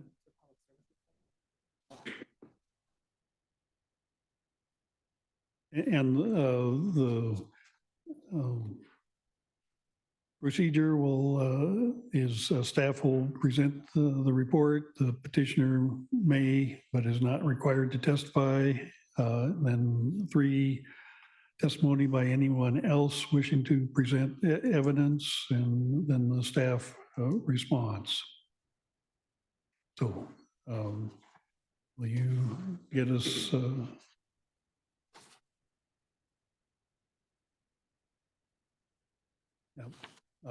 go ahead and get us started, Darren. Thanks. Thank you, Mr. Chair and Commissioners. Before we get started, I just want to double check and see if Daniel Reddick is joining us online this morning. I know he's traveling, but hoping to join this meeting remotely. And also to see if we have a representative from the landfill operator.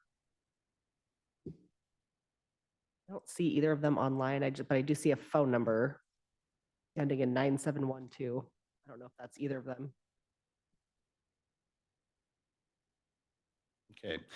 Well, I'm going to begin by saying that I'm probably the least experienced or qualified person to present to you this morning, but I'll tell you what I believe is the case regarding our the fees that are and the rates that are billed at the landfill.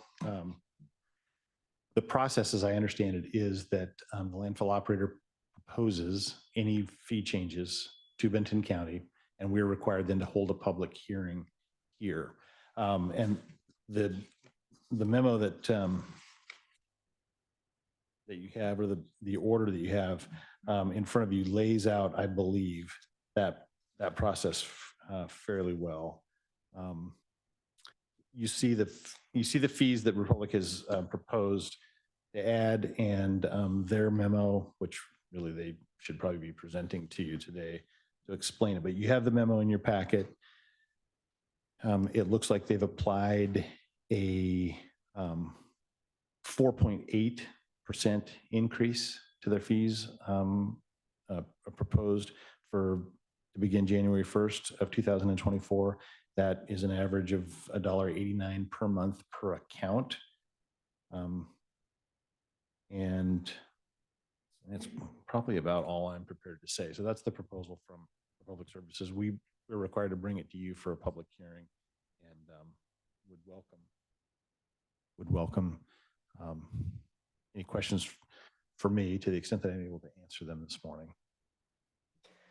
So I have a question. Does any of our staff know if anyone from Republic Services is planning on joining us? I know the agenda said Julie Jackson.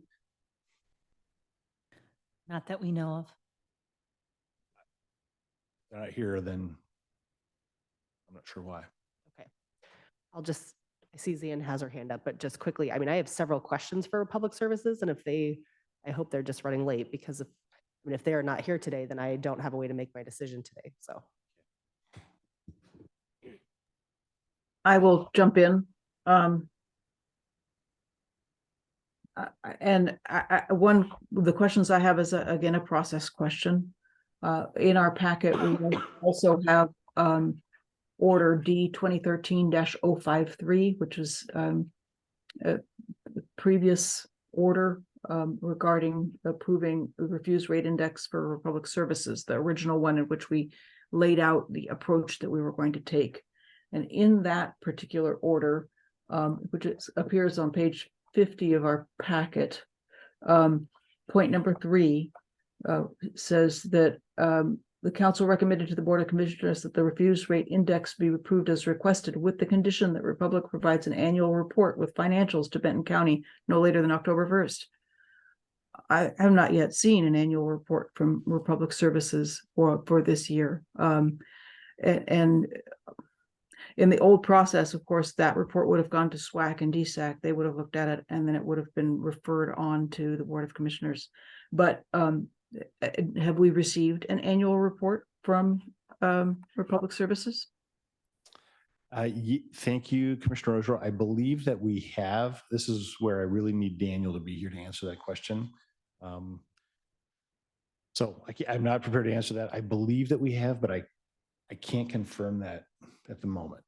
Okay, that report usually appears in a board packet, and we have an opportunity to query Republic Services before approving any matters.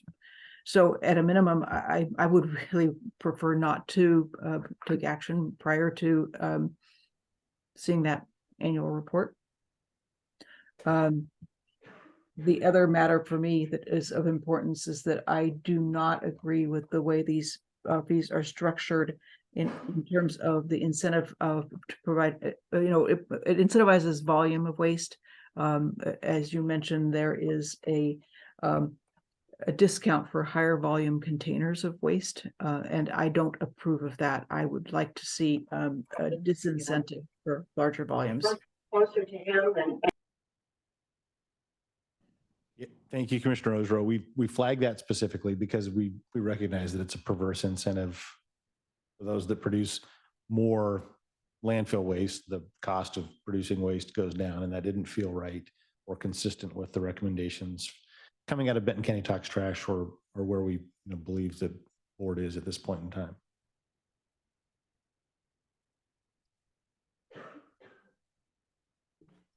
Commissioner Ogier, I know in the letter from Julie Jackson, it says, let us know if you want a copy of the 2021 sustainability report. That's a different report, correct? The sustainability report, I believe, is different from the annual report. Yes. Okay. But I would definitely prefer to see any and every report that they have produced about Coffin Butte landfill prior to making decisions with respect to that entity. So I have a question that you may or may not know, Darren, but do we currently, the way that it's calculated currently, is there a discount for increased, the more gallons you have, the cheaper it gets? Or are we already providing the incentive by the disincentive? I believe that the current rate structure has that incentive built in, and the proposed rate structure continues that incentive. We're flagging it as one place for the board to think carefully about whether you want to continue to include that incentive. Yes, the rest of my questions in that area would be for Republic. Basically, do they have any data that demonstrates that that is effective and that is getting people to recycle more, or are people just throwing more garbage in their recycling? I just want to make sure, so the intentions are good. I just want to make sure that in reality, it's, having the desired effect and not just giving Republic Services the opportunity to pocket more cash from our constituents. I'm not prepared to answer that, but I know. I feel like we're stalling for time here a little bit, so I'm just putting it out on the record what I'm thinking. Daniel has been traveling on vacation. I believed that he was returning in time for this hearing, but I have not heard from him. I just checked my messages, so I don't know what to say. It may be premature. It sounds like we're missing some important information and obviously some participants. So Linda Ray just wrote in the chat that Daniel's not able to participate at this time. okay, thank you. So Vance, I believe we can continue this hearing to a date certain. So you have a couple of choices. First, you could continue. I know there are some folks here who probably like to testify. You could take testimony right now. This is a public hearing. If that's the case, I would recommend you continue this hearing to another board meeting, at which time Daniel should be here, and hopefully Republic will be here to answer any questions that you have as well, since it is Republic's application. The other alternative would be to simply abandon this public hearing and start fresh. I know we published notice in the newspaper, so, again, you have people here who would probably like to testify, so as a courtesy to their time, I would suggest we continue the process and then continue the public hearing. Okay, do we need to set a date now when we're going to continue the hearing? We can do that after you take public testimony. Okay, great. So we have a couple people keep up that wish to testify, and we'll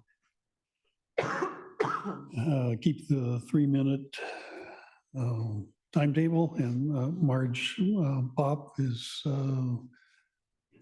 first up, and you have to press the button on the base, and then a red light at the neck comes on, and you are on. Yep, no, you're good. Oh, no, okay. One more. It has to be red up here. Yep, you're on. Okay, good morning. My name is Marge Pop, and I'm a resident of Benton County. I want to say a word about the staff recommendation for this rate increase, which includes something called a waste reduction incentive. This incentive stipulates that rates per pound will no longer decrease with increased size or number of containers. Eliminating a perverse waste generation incentive like this is surely laudable. However, is this not also, in effect, a rate increase surcharge that benefits Republic Services? Implementing this incentive will have the effect of augmenting the annual rate increase, which is calculated using a well-established formula which has been in place for years. County staff urges the commissioners to view this surcharge purely as a waste reduction measure. What they do not mention is that it also adds to Republic Services profitability. If we are to implement this incentive, would it not be fair to offset the customary annual rate increase for all residents by the amount generated from this change? This would produce a revenue neutral rate increase. We would be thereby preserving that historical annual rate increase without increasing Republic Services profitability at the expense of our residents. On October 26th, a Reuters headline proclaimed, Republic Services increases annual profit forecast based on pricing gains. Instead of gifting this revenue to Republic Services, the second largest waste management company in the United States, let's use it to benefit Benton County residents. Thank you for your time. Thank you. Next up is Mark Yeager. And the left-hand mic is on if you want to stay with that one. So before you push the button, can I just clarify a couple of things that the staff was referring to? Because in the staff report, this has nothing to do with landfill rates. So if anyone's watching or anybody's paying attention, this is garbage hauling rates. Doesn't have anything to do with landfill rates. So I think that needs to be clarified for folks because they're two separate processes.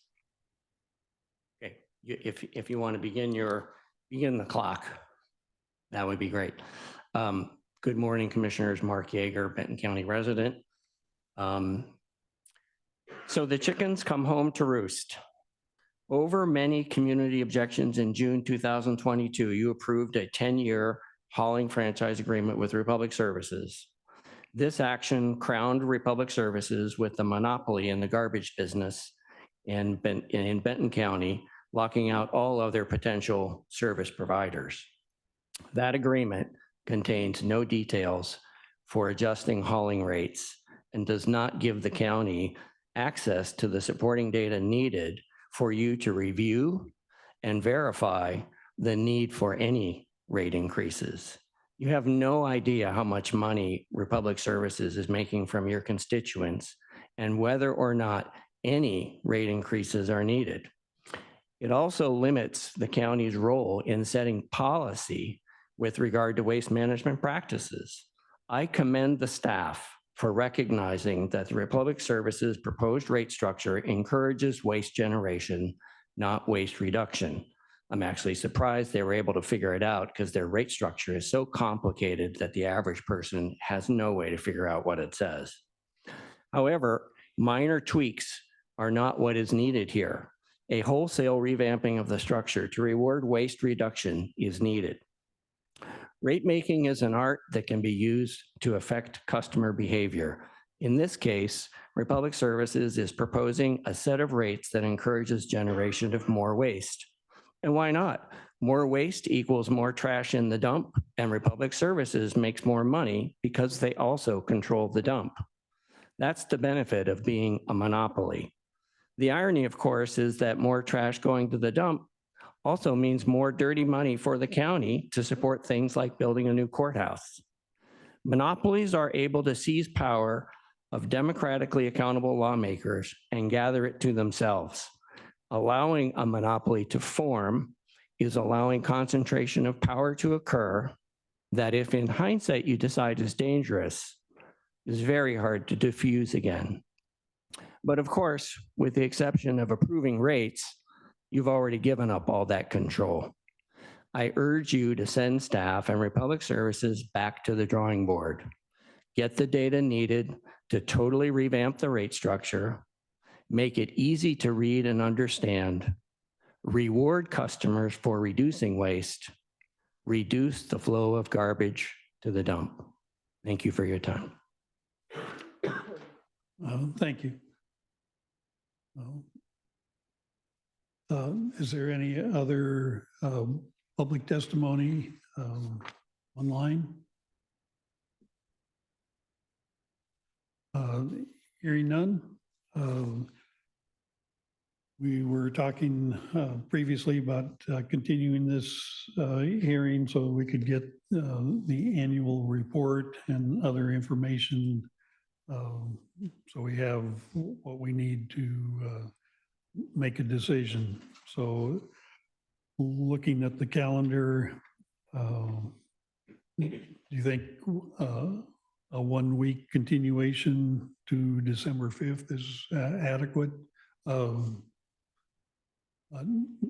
do you know when Michael Reddick will be back? Maybe that's. Thank you, Commissioner. Daniel should be back this morning, I believe. He'll be back in the office this week. He doesn't have any vacation planned until next year. So it's kind of at your schedule when you want to continue this hearing too. And given what you've heard this morning, you may want to explore the matter further, but this is the request that's on the table from Republic Services.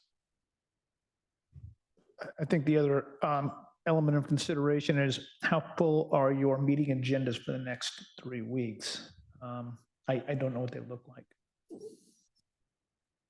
We have capacity.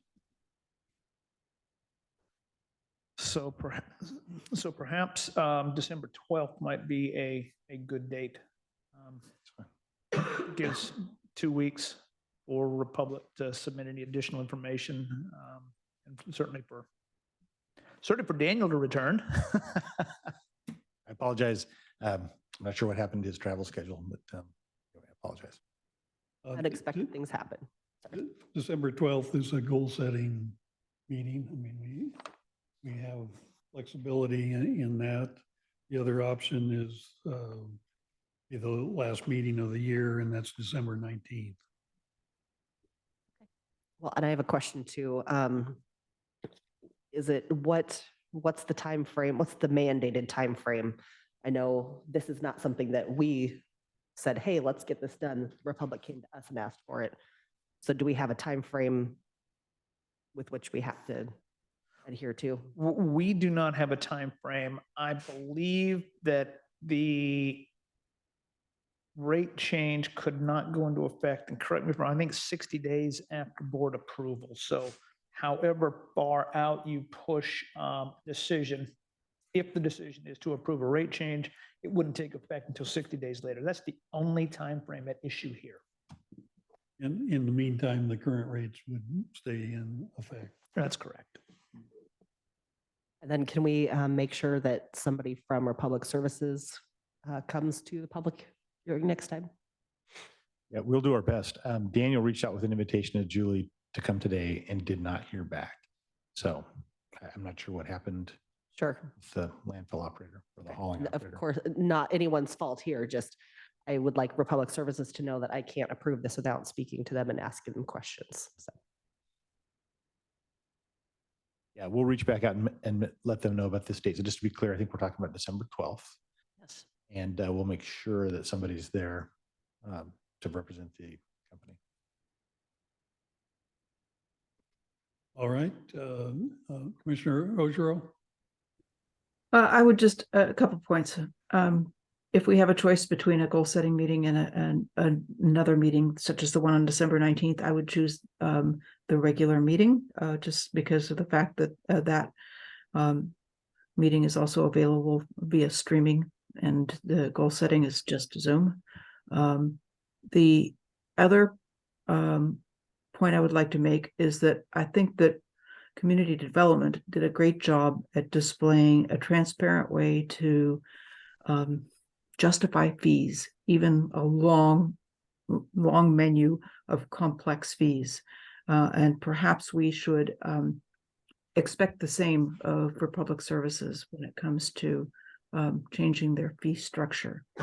I do want to mention that we, in the past, have not interfered much with this decision, that it has just been a matter that Republic has brought to us on the basis of our standard agreement to go with the refuse rate index that we jointly approved.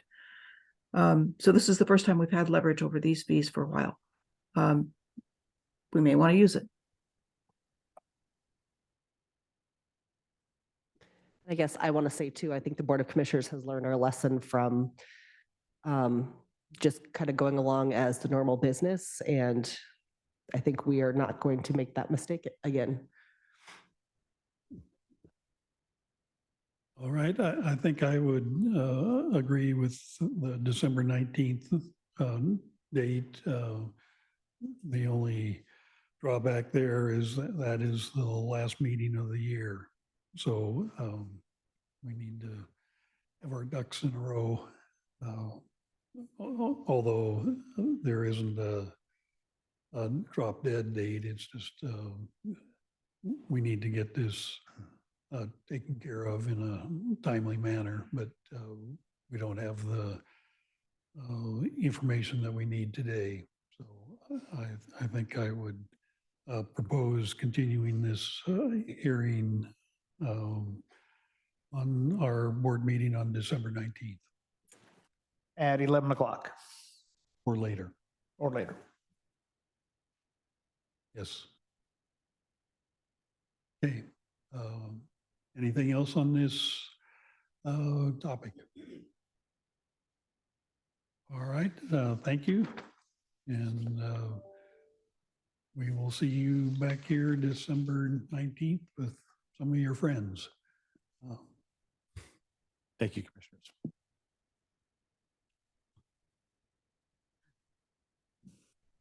All right.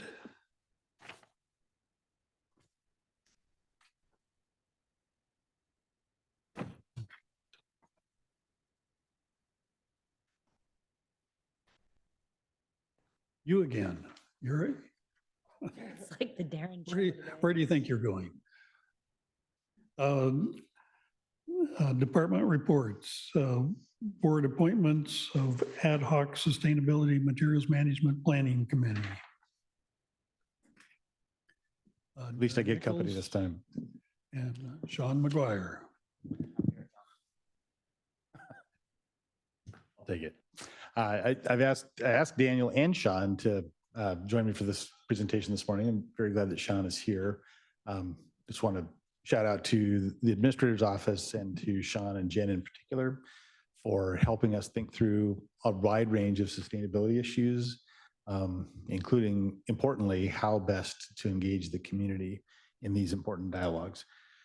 So this one I am prepared to speak to. So thank you very much. You recall that as part of the Benton County Talks Trash process, the work group laid out some recommendations for the county to develop a first ever sustainable materials management plan. And that is a term of art that we've used to help reframe how we used to think about solid waste as a kind of an end of life, either recycling or landfilling choice, to a sustainable materials mindset or framework that really thinks about where materials come from, how they're used, and where they eventually end up, ideally in a system that minimizes the need to continue to landfill valuable materials. So to help us develop that plan, we've released an RFP, a request for proposals for skilled consultants to help us develop a plan with the community, with the board, with staff, and with a wide range of surrounding regional partners. So what we're here today to ask you to do is to review and ideally approve the attached list of voluntary members for appointment to an ad hoc committee. And I emphasize the word voluntary here because this is really about collaborative, voluntary partnerships to work together across most of Western Oregon, if not the entire state. We're also asking that you appoint a community member, Stephen Chase, who has applied to serve on any board or committee that the board would like to appoint Mr. Chase to. But to appoint Stephen to serve as the chair of this ad hoc committee. We think it's important that the board provide some direction here and that you appoint a leader with skills and expertise and background that can help the group, the community group, get up and running as quickly as possible. I visited with Mr. Chase a couple of times. I know you interviewed him a few months back, and we've considered his background, his experience. He has 46 years of public service experience, including both city and county leadership experience. And I'd say most importantly, public policy problem solving experience, including leading and convening groups dealing with complex issues.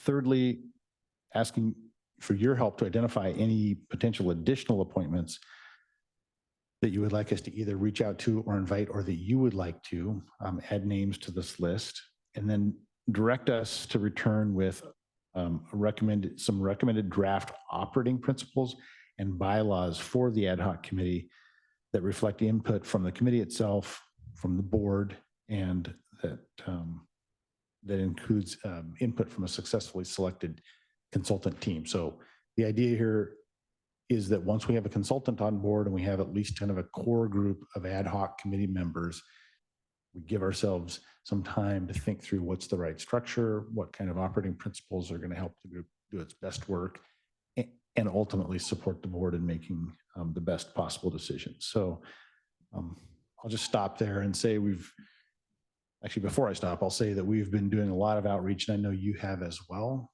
to folks who would be willing to participate. If you don't see a name on this list, it's just because we haven't added them. If you see a question mark behind a name here, it's probably because their name has come up and they've either indicated interest but aren't yet willing to commit or ready to commit, or because we've reached out and haven't heard back from them, but their name has been kind of forwarded as someone who would be a good candidate to fill a role. In the conversations that we've had with potential ad hoc committee members, we have used language like this. We encourage people to participate at the level that's right for them. And we've left that very much open-ended because we're not quite sure yet what we're asking them to do. We have an initial charge from the board, but we don't have a consultant selected. We don't have a scope of work or a contract in place. And we want to leave the door open for people to opt in, or if it's appropriate, to opt out. But we've been encouraged by the strong level of response. A few folks have consistently said, we want to be part of this. We want to be partners. That includes representatives of Marion County, includes representatives from Lane County, more recently from Lincoln and Tillamook counties, from Polk County, from Oregon State University, who's appointed a kind of a standing liaison to the group, John Dool.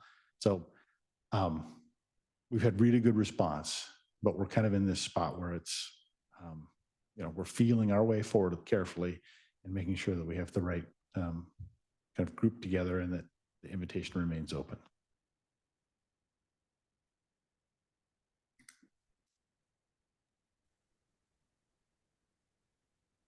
So at this point, are you looking for comments and suggestions? Thank you, Commissioner. At this point, would welcome any comments, suggestions, additions to the list, but we're really asking you to take two actions in addition, which is to authorize this as kind of a starting point to convene this group together. This is sort of a red flags analysis. If there's something that just doesn't feel right to you, we'd like to know that now. But if you're comfortable, we'd like to invite this group to sit down with a selected consultant and begin to help shape the scope of work for the Sustainable Materials Management Plan, and also to identify a draft or recommended structure for the committee that will help them do the work that you need them to do, and bring that back to you as soon as we can. Thank you for that additional clarification. That's helpful. I just had a couple of comments. It looks like a good list to me. But I was wondering whether or not we could involve a couple of the community-based organizations that are involved in waste reduction. I'm thinking specifically of Vina Moses and Eileen McClelland, who had expressed interest earlier. They dispose of a lot of material that they receive from the community, and they try and do it as responsibly as they can. The other is Habitat for Humanity and the Restore. Part of the reason I bring them up is that the last time we had extensive conversations, in that case with Republic Services, about a MRF, and I can never remember quite what MRF stands for, but it's a sorting facility, materials recycling facility. We were trying to get them to invest in that capacity on site at the landfill. They said it was not feasible because of space concerns, and then when then that it was not economic because of the fact that we generated such a small proportion of the waste. But again, I think we need to be resurrecting that emphasis, and by involving groups like Habitat that were involved in that conversation a few years back, perhaps we can recruit them to bring new ideas to the table as well. Sorry for the rambling.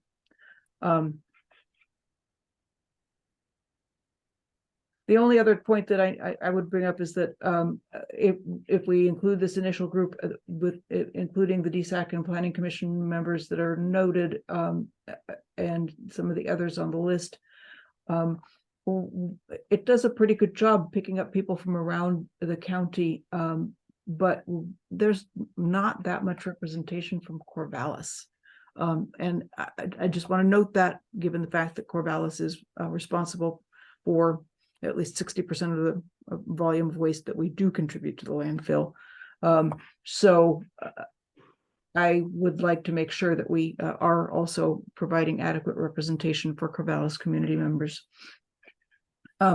if we have folks from Lynn Benton NAACP and Casa Latinos Unidos, as well as a couple of the nonprofits, perhaps that accomplishes that goal.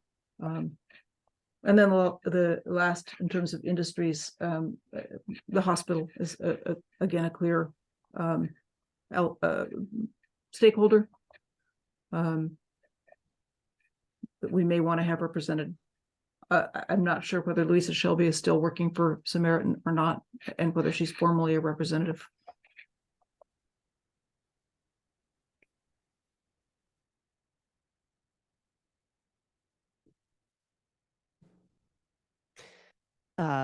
So Commissioner Ojo, would you, when we go to make the motion for this, would you, are you asking for those, you know, somebody from Vita Moses, Habitat Restore, the City of Corvallis, and Good Samaritan, or Samaritan Health Services? Would you want that added into the motion, or is this just something to keep in mind as we continue to go forward? I don't think we need to add it into the motion. I think that this list allows for those additions, but perhaps we could just say that at least, I don't know how, I need concurrence from the two of you, but that we've expressed interest in ensuring that there is adequate representation from community members in Corvallis, and from some of the existing community-based organizations that do focus on waste reduction. Sure. I mean, yes, I would be supportive of offering participation roles to anyone from those organizations. I just didn't know how formal you wanted to be. I guess we're still sort of, it's preliminary. We're just trying to get our feet under us, so we can be flexible, I guess. And then there wasn't anyone else that I was thinking of adding or removing, but just wanted to check with Commissioner Malone if, you know, we can add or remove anyone if we choose to. So your thoughts on that? Yeah, this is an impressive list, and gets the discussion on a regional basis, which is reflects the regional nature of the landfill. I would second the notion of the MRF discussion, and along those lines, I know OSU is listed, but with their building activity, I think of the recent stadium remodel, and apparently because on the concrete, there was nothing closer than sending that material to Portland, which I have no idea how many truckloads that is, and that's too far to haul used concrete. So I think the discussion with Republic and that maybe we don't have enough volume here to justify. I think that needs to be re-examined in light of significant construction that's going on in our area, deconstruction before construction, and I think especially OSU going forward is being very active in that arena, and they definitely need to be well represented on this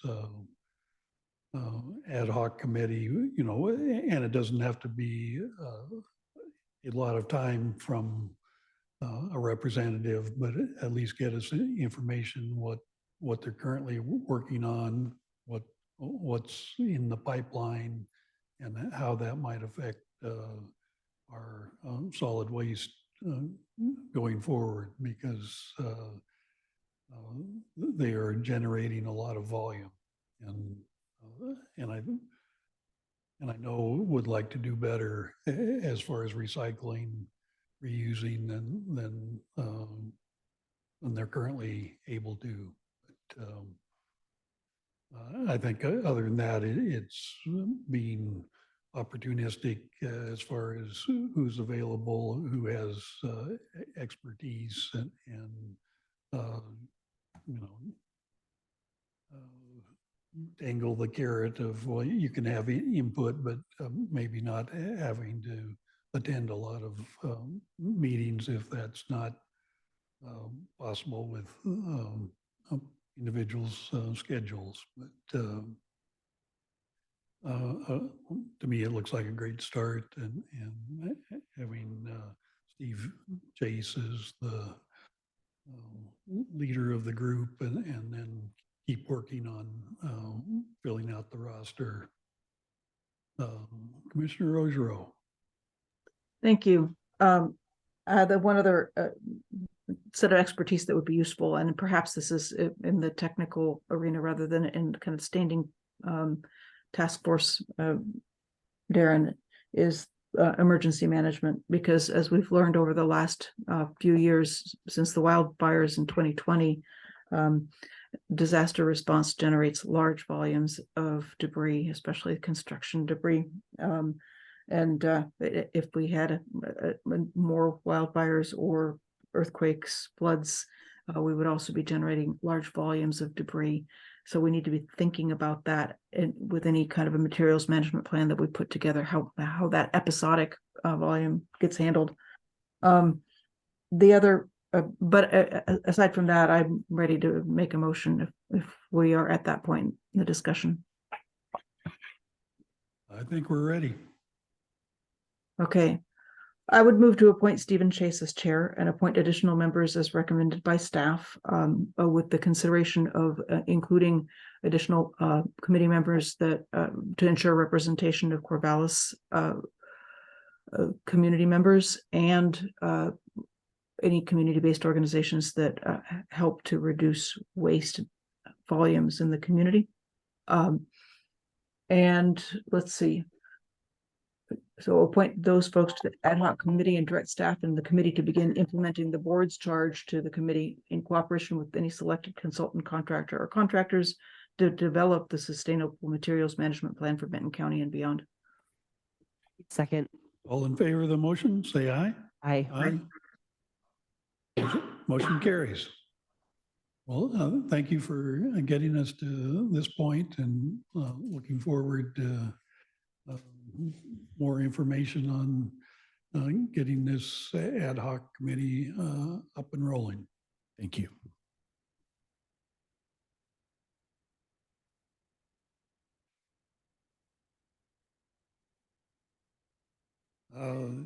Is there any other business that we need to take care of at this time?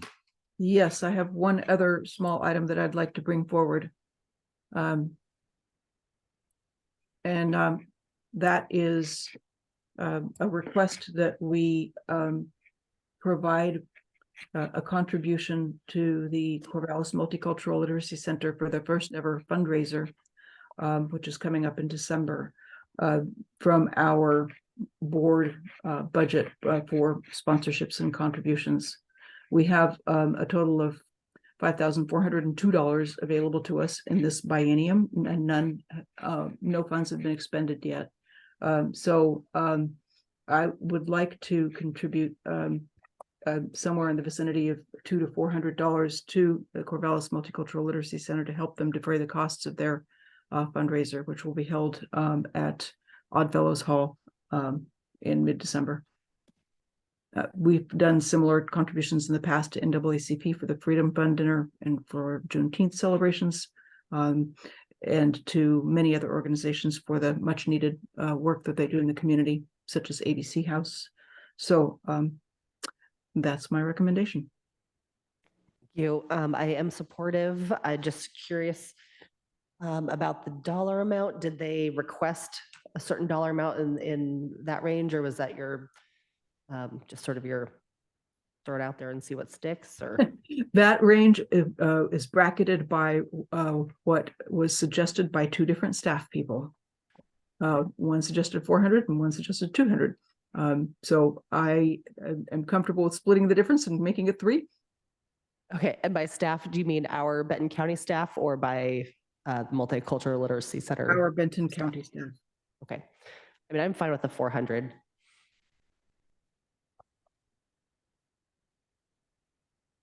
I think 300 is a wonderful number. I'll leave it up to you to make the motion, Commissioner Ogerow. I would move that we provide $300 towards the Corvallis Multicultural Literacy Center for their fundraiser to help them defray those fundraising costs. Second. All in favor of the motion, say aye. Aye. Aye. Motion carries. Any other business that we need to take care of at this time? I would propose a 5-minute break and then resume the meeting briefly and then go into executive session. So, be back at 5 minutes to 12.